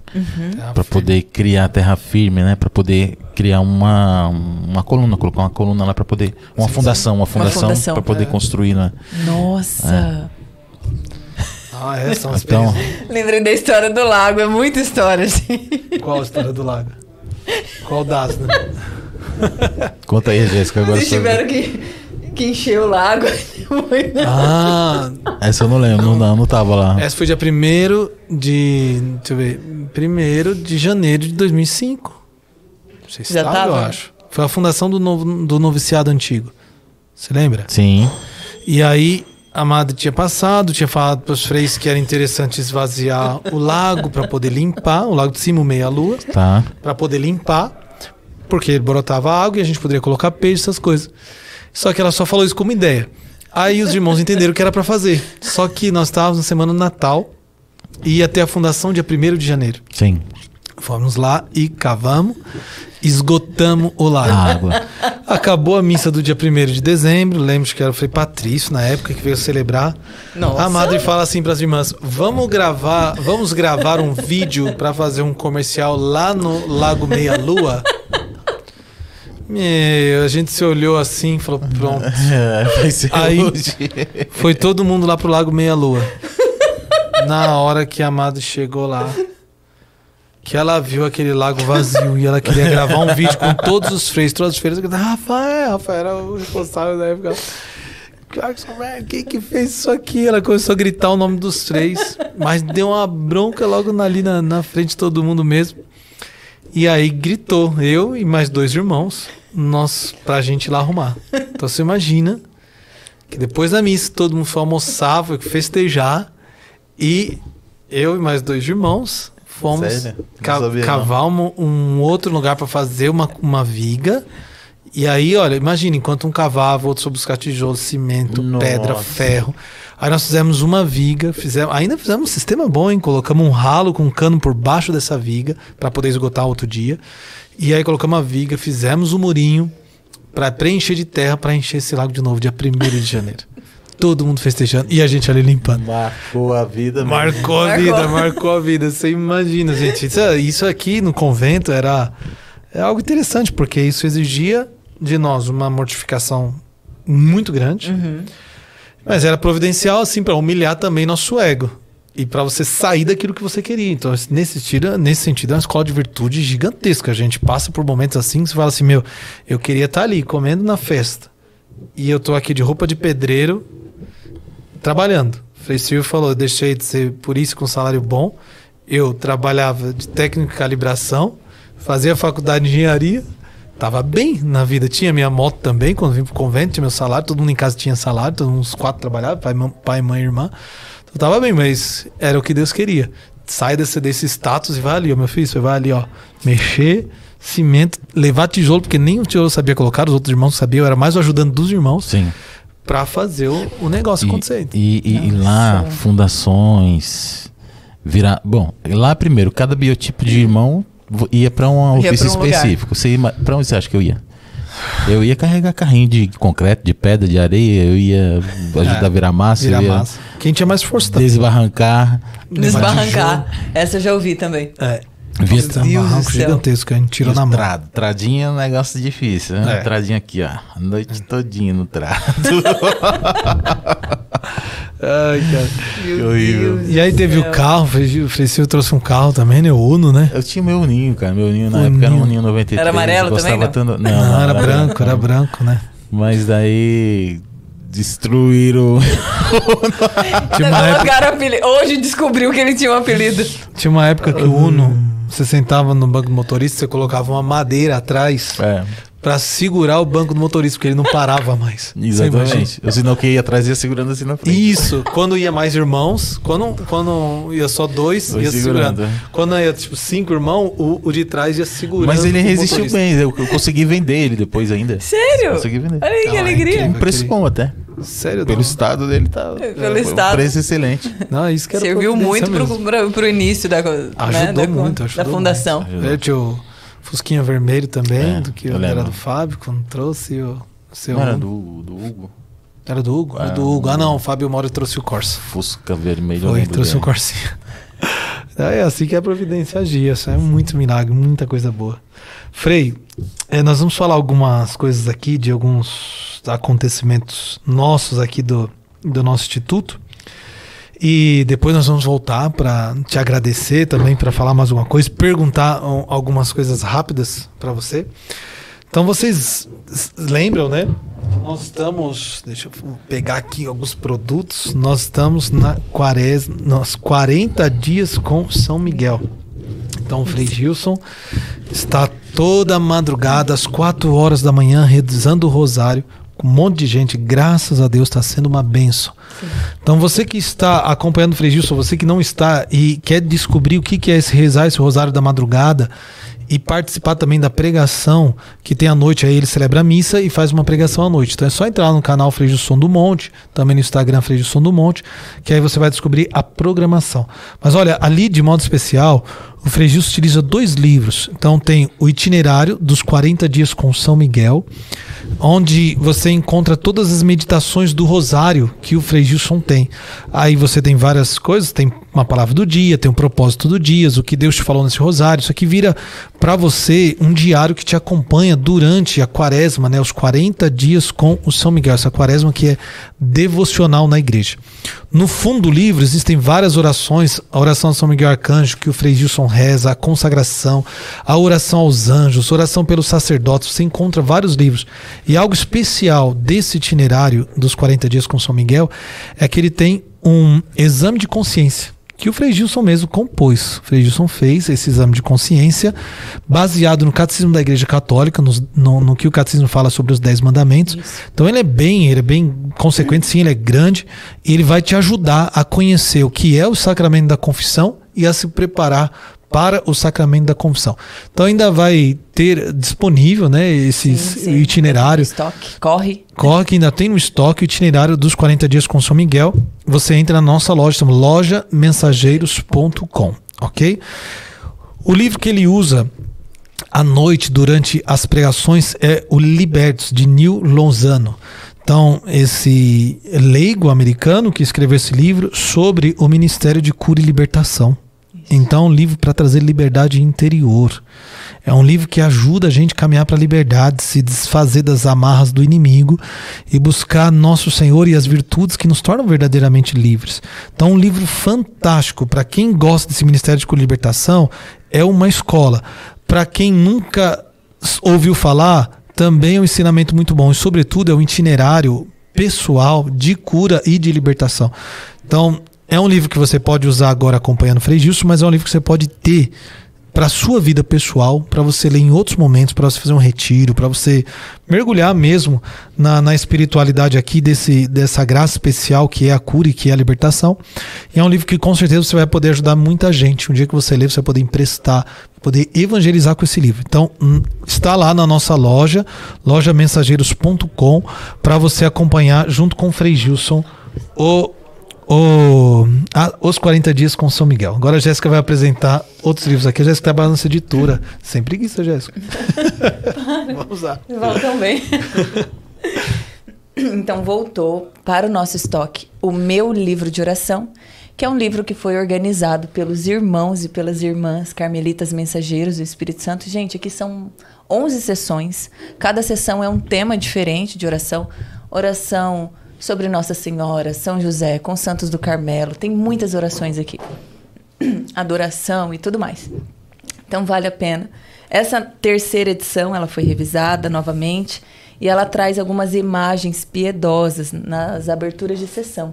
Então ficou muito legal, gente. Muita gente gosta desse livro. É um devocionário mesmo, um livro de cabeceira.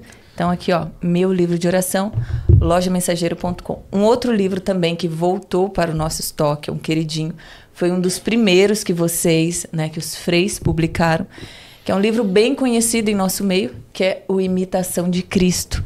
Então, nesta nova edição, nós temos uma nova capa também. A tradução continua a mesma, que ela está muito boa. Então, vale a pena também adquirir essa obra, né? Imitação de Cristo, que é um clássico da nossa espiritualidade. E essa é a grande novidade. Agora chegou aqui uma novidade, uma coisa muito linda. Pode apresentar, Jéssica. Gente! Trabalhou de coração mais uma vez esse ano, né? Já tinha visto? Não tinha visto. Legal. Olha aí, gente. Então, esse livro, ele tem algo muito especial. É de primeira mão, viu, gente? Chegou hoje aqui na Chegou editora. agora há pouco. Chegou hoje. Olha aí, minha gente. Mês de janeiro nós temos aqui. Mês de abril também. E esse é o nosso queridinho Meu Diário de Oração 2024. Nós já temos, né, o desse ano, 2023. Nós já estamos aqui no mês de agosto. Então, o de 2024 já está pronto para a pessoa poder se organizar, né? Poder adquirir com antecedência. Porém, isso aqui vale a pena explicar. Vale. Ele ainda não foi lançado no nosso site, lojamensageiros.com. Para você adquirir esse livro, Meu Diário de Oração, com antecedência, somente pelo Clube de Maria, por enquanto, gente. Então, até o dia 10 de setembro, adquirindo, né, a assinatura. Quem se inscrever, né, no Clube de Maria. Quem se inscrever isso no Clube de Maria, clubedemaria.com. Você se torna assinante do nosso clube e dessa forma nós ajudamos os freis, gente. Nós precisamos ajudar, né, esse instituto. E qual é a forma, muitas vezes, que nós podemos encontrar? Nos tornando assinante do clube. Então, lá no clube, aqui eu tô só com um livro, mas ele vai acompanhar também um marca-páginas personalizado, um card de Nossa Senhora, que também já faz parte do nosso box. Então, fica aqui, gente, essa novidade. O que é esse Meu Diário de Oração? Para esse tema de 2024, nós temos aqui na capa os discípulos de Emaús, porque durante o ano de 2024 nós iremos caminhar com Jesus, né, fazendo algo que é muito importante na nossa vida espiritual, que é a Lexio Divina, onde nós nos encontramos com Cristo todos os dias através da liturgia da igreja e nós somos alimentados pela sua palavra. Então, assim, gente, o Frei começou, né, no início dessa live falando que essa sede pela palavra de Deus é fruto desse batismo no Espírito. Então, que nós possamos entender que isso faz parte da nossa vida espiritual, que isso alimenta a nossa vida espiritual. É uma escola de oração, né, Jéssica? Por isso que chama Meu Diário de Oração. Não é simplesmente uma agenda. Não é simplesmente uma agenda. Por mais que seja datado, gente, é uma agenda diferente. É um diário, onde nós iremos conversar com Jesus, ouvir Jesus e olha só o mais lindo, gente, por isso que é algo bem personalizado, assim, dos freis, que eles produziram para nós, com muito amor, com muito carinho. Em cada mês, nós temos um frei diferente fazendo as reflexões. Então, aqui, nós não temos o evangelho do dia, nós temos a citação. Por quê? Porque eu vou ler o evangelho lá no Oração Play. Aí já vou puxando aqui para o aplicativo. Então, no Oração Play, nós temos a liturgia diária. Claro que é uma das coisas, tá? Tem muito mais coisas, mas isso nós podemos falar depois. Sim. E aqui no Meu Diário de Oração, que é um complemento, né, com o aplicativo, nós temos as meditações dos freis. Então, assim como o Frei Silvio disse, no mês de janeiro... Aqui, ó, deixa eu abrir aqui, ó. Olha aí, Frei, suas meditações. No mês de janeiro, aqui nós temos o Frei Silvio. Ele fez todas as reflexões do mês de janeiro. No mês de fevereiro, Frei Wallace. Mês de março, Frei Henrique. Mês de abril, o Frei Diego. E assim por diante, gente. E não é só isso, não. Nós temos também nas aberturas dos meses alguns passos para nos ajudar, né, a introduzir ainda mais na vida de oração, na comunhão com Jesus. E também, olha só, 2 QR Code. Gente, o que é isso aqui? Então, no primeiro QR Code, nós temos uma música para nos ajudar a rezar e uma pregação específica com o tema. Sim. Então, nós tivemos esse zelo, esse cuidado. Gente, está completo, está muito lindo. Olha só. Então, você que pensa assim, nossa, eu não sei rezar, eu tenho uma dificuldade de rezar. O Meu Diário de Oração é pensado para você. Nosso carisma carmelitano é um carisma de oração e para ajudar as pessoas a rezarem. A Lexio Divina, que é a leitura orante da palavra, é uma nutre muito a nossa vida de oração, porque contato com Jesus, com a palavra, com a meditação, com o silêncio, é uma oração muito completa. E depois nós quisemos produzir isso aqui para te ajudar. Então lá no início está escrito que é a Lectio Divina, a leitura orante da palavra, e você todo dia vai ler o Evangelho, vai ler a reflexão, a meditação aqui do Frei, vai silenciar e o que o Senhor me fala. Então, tanto o Evangelho quanto a meditação do Frei te ajuda a rezar, e aí você vai anotar a sua oração. E isso vai virar, de fato, o seu diário de oração. Aí tem o propósito do mês, tem uma pregação para te ajudar no mês, tem uma música para te acompanhar naquele mês. Então, se você viver o meu diário de oração, tenho certeza que a tua vida de oração vai ficar estruturada. Tá? Então, quem tem dificuldade, quem tem preguiça, quem tem um monte de desculpa para não conseguir rezar e fala assim, eu não consigo, eu tenho isso, tenho dificuldade, adquire o meu diário de oração. Mais para frente vai estar no lojasmensageiro.com, né, no nosso site. Mas agora, até dia 10 de setembro, quem se inscrever no Clube de Maria vai já receber o meu diário de oração antecipadamente. Isso então, mesmo. clubedemaria.com é um clube de livro nosso, dos Carmelitas Mensageiros do Espírito Santo, onde você recebe todo mês na sua casa os livros que nós produzimos aqui na nossa editora. Então entra lá no site clubedemaria.com e se inscreva. E assim você vai estar formando religiosos, sacerdotes como eu, Frei Silvio, Frei Gilson e outros freis para a evangelização, para a igreja, ok? A Jéssica falou também do Oração Play. Oração Play é um aplicativo que ali também te ajuda a rezar, tem várias orações. Tem várias músicas, vários vídeos da comunidade, testemunho, tem a nossa loja, tem muita coisa boa. Você pode pedir oração, você pode apadrinhar um frei. Esse frei vai rezar por você, você vai mandar mensagem através do aplicativo, esse frei vai receber no celular. Toda a comunidade reza uma missa por semana para quem está inscrito ali no aplicativo. Você recebe, olha, a comunidade Santo Elias rezou por você, a comunidade São João da Cruz rezou por você. É uma missa, tá? Sim. Nesse aplicativo Oração Play também tem uma coisa importante, porque às vezes as pessoas não sabem como ajudar os freis. Adquirindo os produtos, vocês nos ajudam? Sim.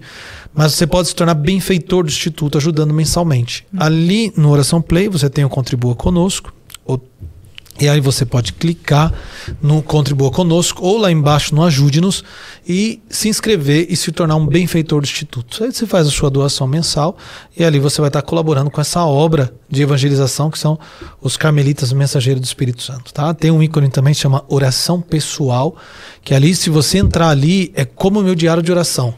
Você vai escutar o frei falando com você, você vai colocar o fone de ouvido, ele vai falar, faz o sinal da cruz, respira um pouquinho, silencia, agora lê a palavra, aí a palavra vai aparecer na tela do seu celular, você vai ler, aí depois agora medite e depois escreva também a sua oração. Então, o Oração Pessoal, esse ícone que tem aqui dentro, te ajuda a ter um diário de oração, tá?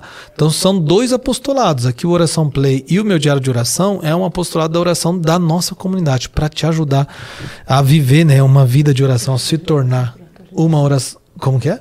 Ele está passando por atualização. Ah, sim. Mas vai chegar... Sim. Mas sim, é agora... importante falar, porque para quem ainda não tem o aplicativo e tenta baixar, não consegue ainda. Por quê? Mas para quem tem, ele está rodando normalmente. É verdade. Mas para quem ainda não tem, não baixou o aplicativo Oração Play, está tendo uma dificuldade porque ele está com instabilidade. Algumas versões do Android baixam, outras não. Mesma coisa para o iOS do iPhone. Então, mas logo a gente vai anunciar, porque vai ter uma atualização, vai ser repaginado o layout dele. Isso mesmo. Você vai ter playlists ali para acompanhar os vídeos, as músicas. Então vai facilitar mais ainda, né, a utilização da oração. Lá para o meio de setembro já? Meio de setembro nós já teremos então essa versão atualizada do Oração Play. Isso é uma graça. Sim. Então, voltando aqui para o Frei Silvio. Frei, para a gente chegar aqui na conclusão do nosso podcast, eu vou fazer algumas perguntas rápidas para você, mas antes eu queria que você desse uma mensagem também para quem nos acompanha sobre a importância da leitura espiritual. A gente sabe, eu também como irmão seu, sei que você tem um grande apreço pela leitura espiritual, sei que isso é próprio dos carmelitas. Sei que isso é próprio dos carmelitas. Já fizemos uma live sobre. Você com a Jéssica, né? E a irmã Nádia. Irmã Nádia fizeram aí verdade. uma live sobre isso. Fala um pouco para nós da importância da leitura espiritual na vida de um cristão. Então, gente, a leitura espiritual é um alimento para o teu intelecto, né? No sentido de que a sua fé para poder ser alimentada, é evidente que você vai se alimentar da palavra de Deus, é evidente, né? É evidente que você vai se alimentar da Santa Liturgia, mas, né, nós temos testemunhos, né, de pessoas que viveram uma forte experiência com Deus, tiveram uma vida de união a Deus ou de busca de união a Deus, e que esse relacionamento e esse trato e essa união, elas são expressas através de escritos. Então você tem santos como Santo Afonso Maria de Ligório, Santa Teresa de Jesus, Santa Teresinha do Menino Jesus, enfim, vários santos da igreja que testemunham essa sua experiência, ou através de cartas, ou através de livros, né?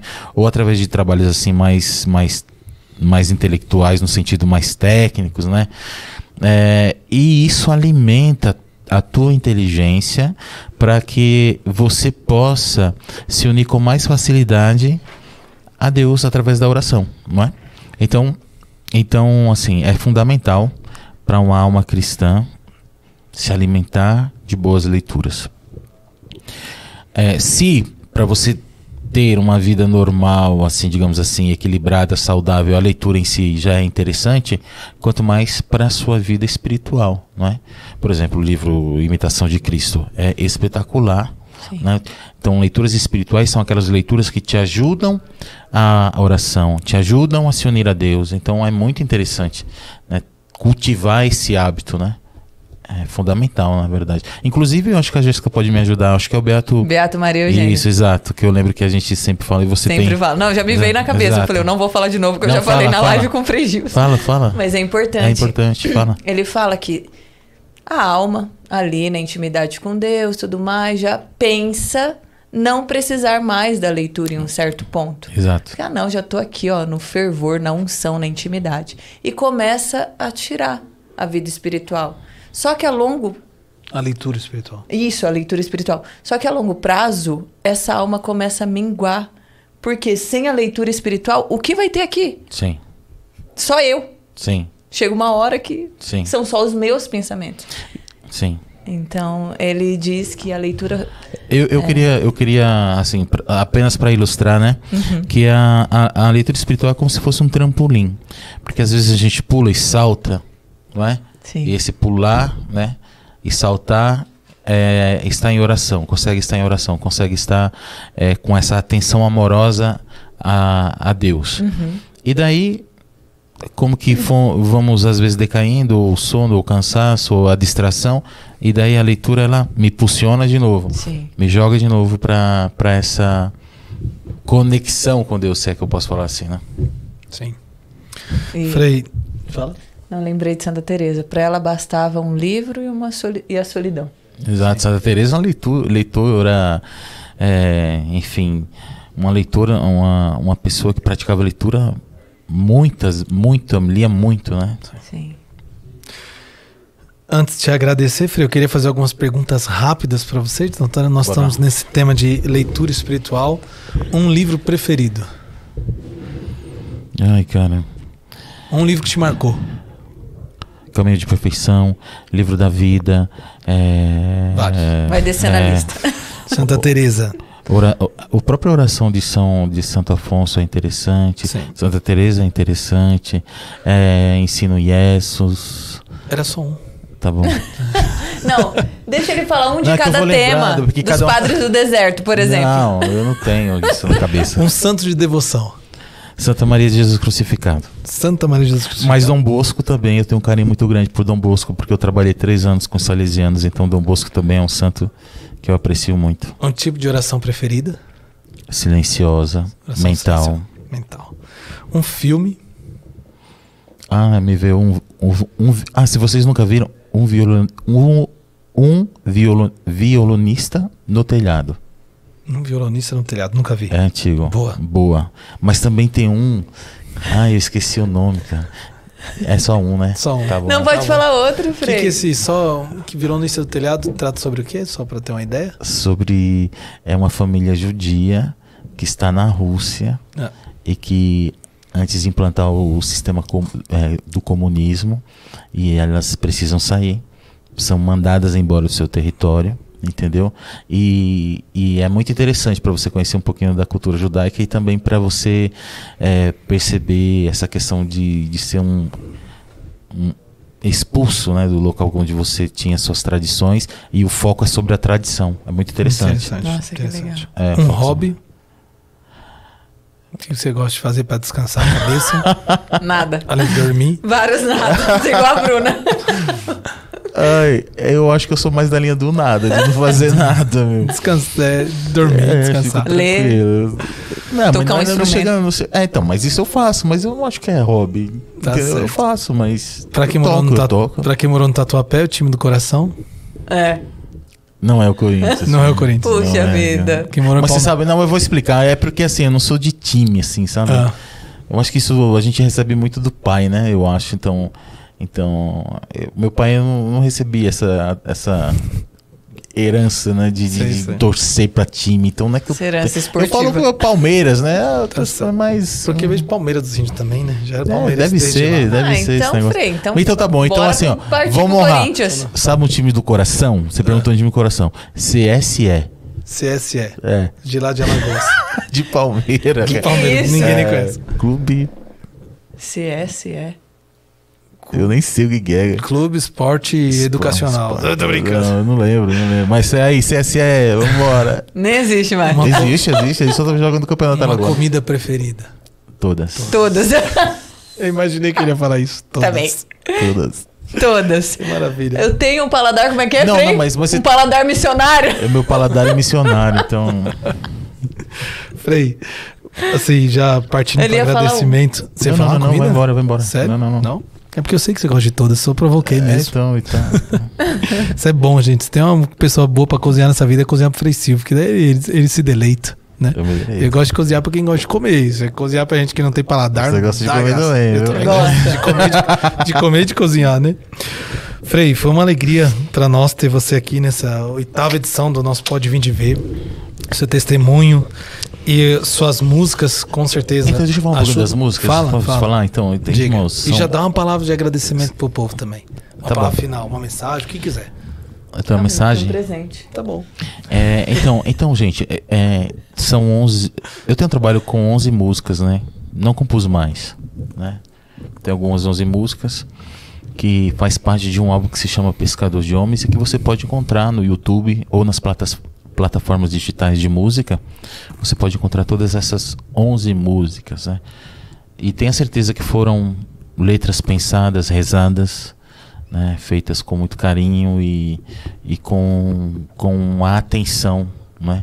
Para oferecer alguma coisa com qualidade, né? Para as pessoas. Então, é claro, né? A Solidão do Tabernáculo, ela bombou, né? Sim, A gente usa essa linguagem agora, né? Bombou. Pescador de Homens já era conhecido. Pescador de Mas Homens. tem também outros, né? Que eu busquei fazer com essa atenção mais voltada a coisas que fazem parte da nossa religião católica, né?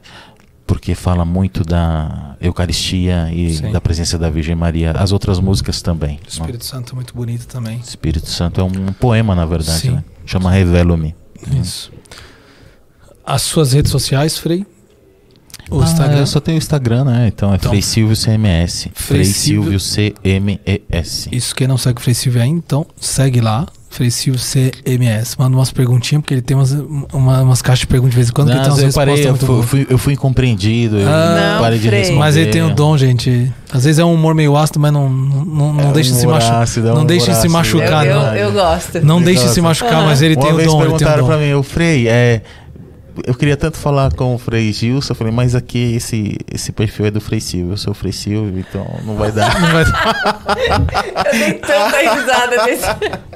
Eu falei, meu Deus, que pena. Eu sou o Frei Silvio. Jéssica? Nós temos um presente aqui pra você, obrigado. Frei, da loja Mensageiros. Eu gosto de presentes. Pode abrir. A gente tá curioso, porque eu já fui dar uma pescoçada aqui. Olha aí, gente, uma capelinha. Que legal. Capela de quem? Vamos ver. Isso é legal, tipo, pra ajudar a rezar. Um oratóriozinho, né? Um pequeno oratório. Olha que lindo. Vamos ver. Uma imitação de Cristo. Sempre. Ótimo, muito bem, muito obrigado. O que mais? Tem uma caixinha aqui. Olha, o que é isso? Um terço. Um terço. Que legal. A cruz de vocês, Frei. Show de bola. Muito obrigado. Réplica. Maravilha, Frei. Um pequeno gesto de carinho. Obrigado. Obrigada. Um pequeno gesto de carinho pela sua presença aqui conosco, pelo seu testemunho de vida. O Frei Silvio também foi eleito dentro do nosso capítulo geral, que aconteceu agora no mês de julho. Vixe, mano. Ele é o vigário geral agora do Instituto, né? Então, primeiro conselheiro e vigário geral do Instituto, né? Ajuda o Frei Tadeu na sua missão como superior. Então, Deus abençoe o seu ministério, Frei. Amém. Nós vamos rezar muito por você. Então, mais uma vez, muito obrigado. Jéssica, quer dar uma palavra? É uma alegria, Frei. Uma alegria minha, viu? Foi uma alegria ter estado com vocês. A Muito nossa obrigado. também. Deus abençoe mesmo. Obrigadão. Obrigado por essa oportunidade. E foi uma graça, né? Venha mais vezes. Vamos rezar. Vamos. Pedindo a Deus pelo Frei Silvio, por cada um de nós que estamos aqui reunidos, vocês estão nos acompanhando. Que o Espírito Santo venha mais uma vez sobre cada um de nós, pela intercessão de Santa Maria, de Jesus crucificado. Ela que foi muito devota do Espírito Santo. Sim. Que ela derrame sobre o Frei Silvio, sobre a sua vocação, sobre o seu ministério sacerdotal, todas as bênçãos, sabedoria, inteligência, fortaleza, piedade, temor, ciência, para que ele possa viver a sua vocação sendo um instrumento de Deus para todas as pessoas que ele é enviado hoje para o Instituto e também para as pessoas de fora. Que o Senhor abençoe cada um de nós que estamos participando desse podcast, que o Espírito Santo venha habitar o nosso coração, nos renovar na graça nesse dia. Que Deus Todo-Poderoso, pela intenção da Virgem Maria, nos abençoe e nos guarde. Em nome do Pai, do Filho e do Espírito Santo. Amém. Frei, eu lembrei de uma coisa. Diga. Hoje é aniversário da minha mãe. Isso, Dona Maria. Dona Maria, mãe, feliz aniversário, que Deus te abençoe muito. Feliz aniversário, Dona Maria. Deus te abençoe. Parabéns para todos os aniversariantes que nos acompanham. Dona Maria, te cuida, hein? Ó, tô de olho na senhora, tem que rezar, viu? Um abraço, fica com Deus. Fica com Deus, Frei Silvio. Boa missão. Boa missão. Muito obrigado. Uma alegria tê-lo. Um abraço a todos. Tchau. Tchau.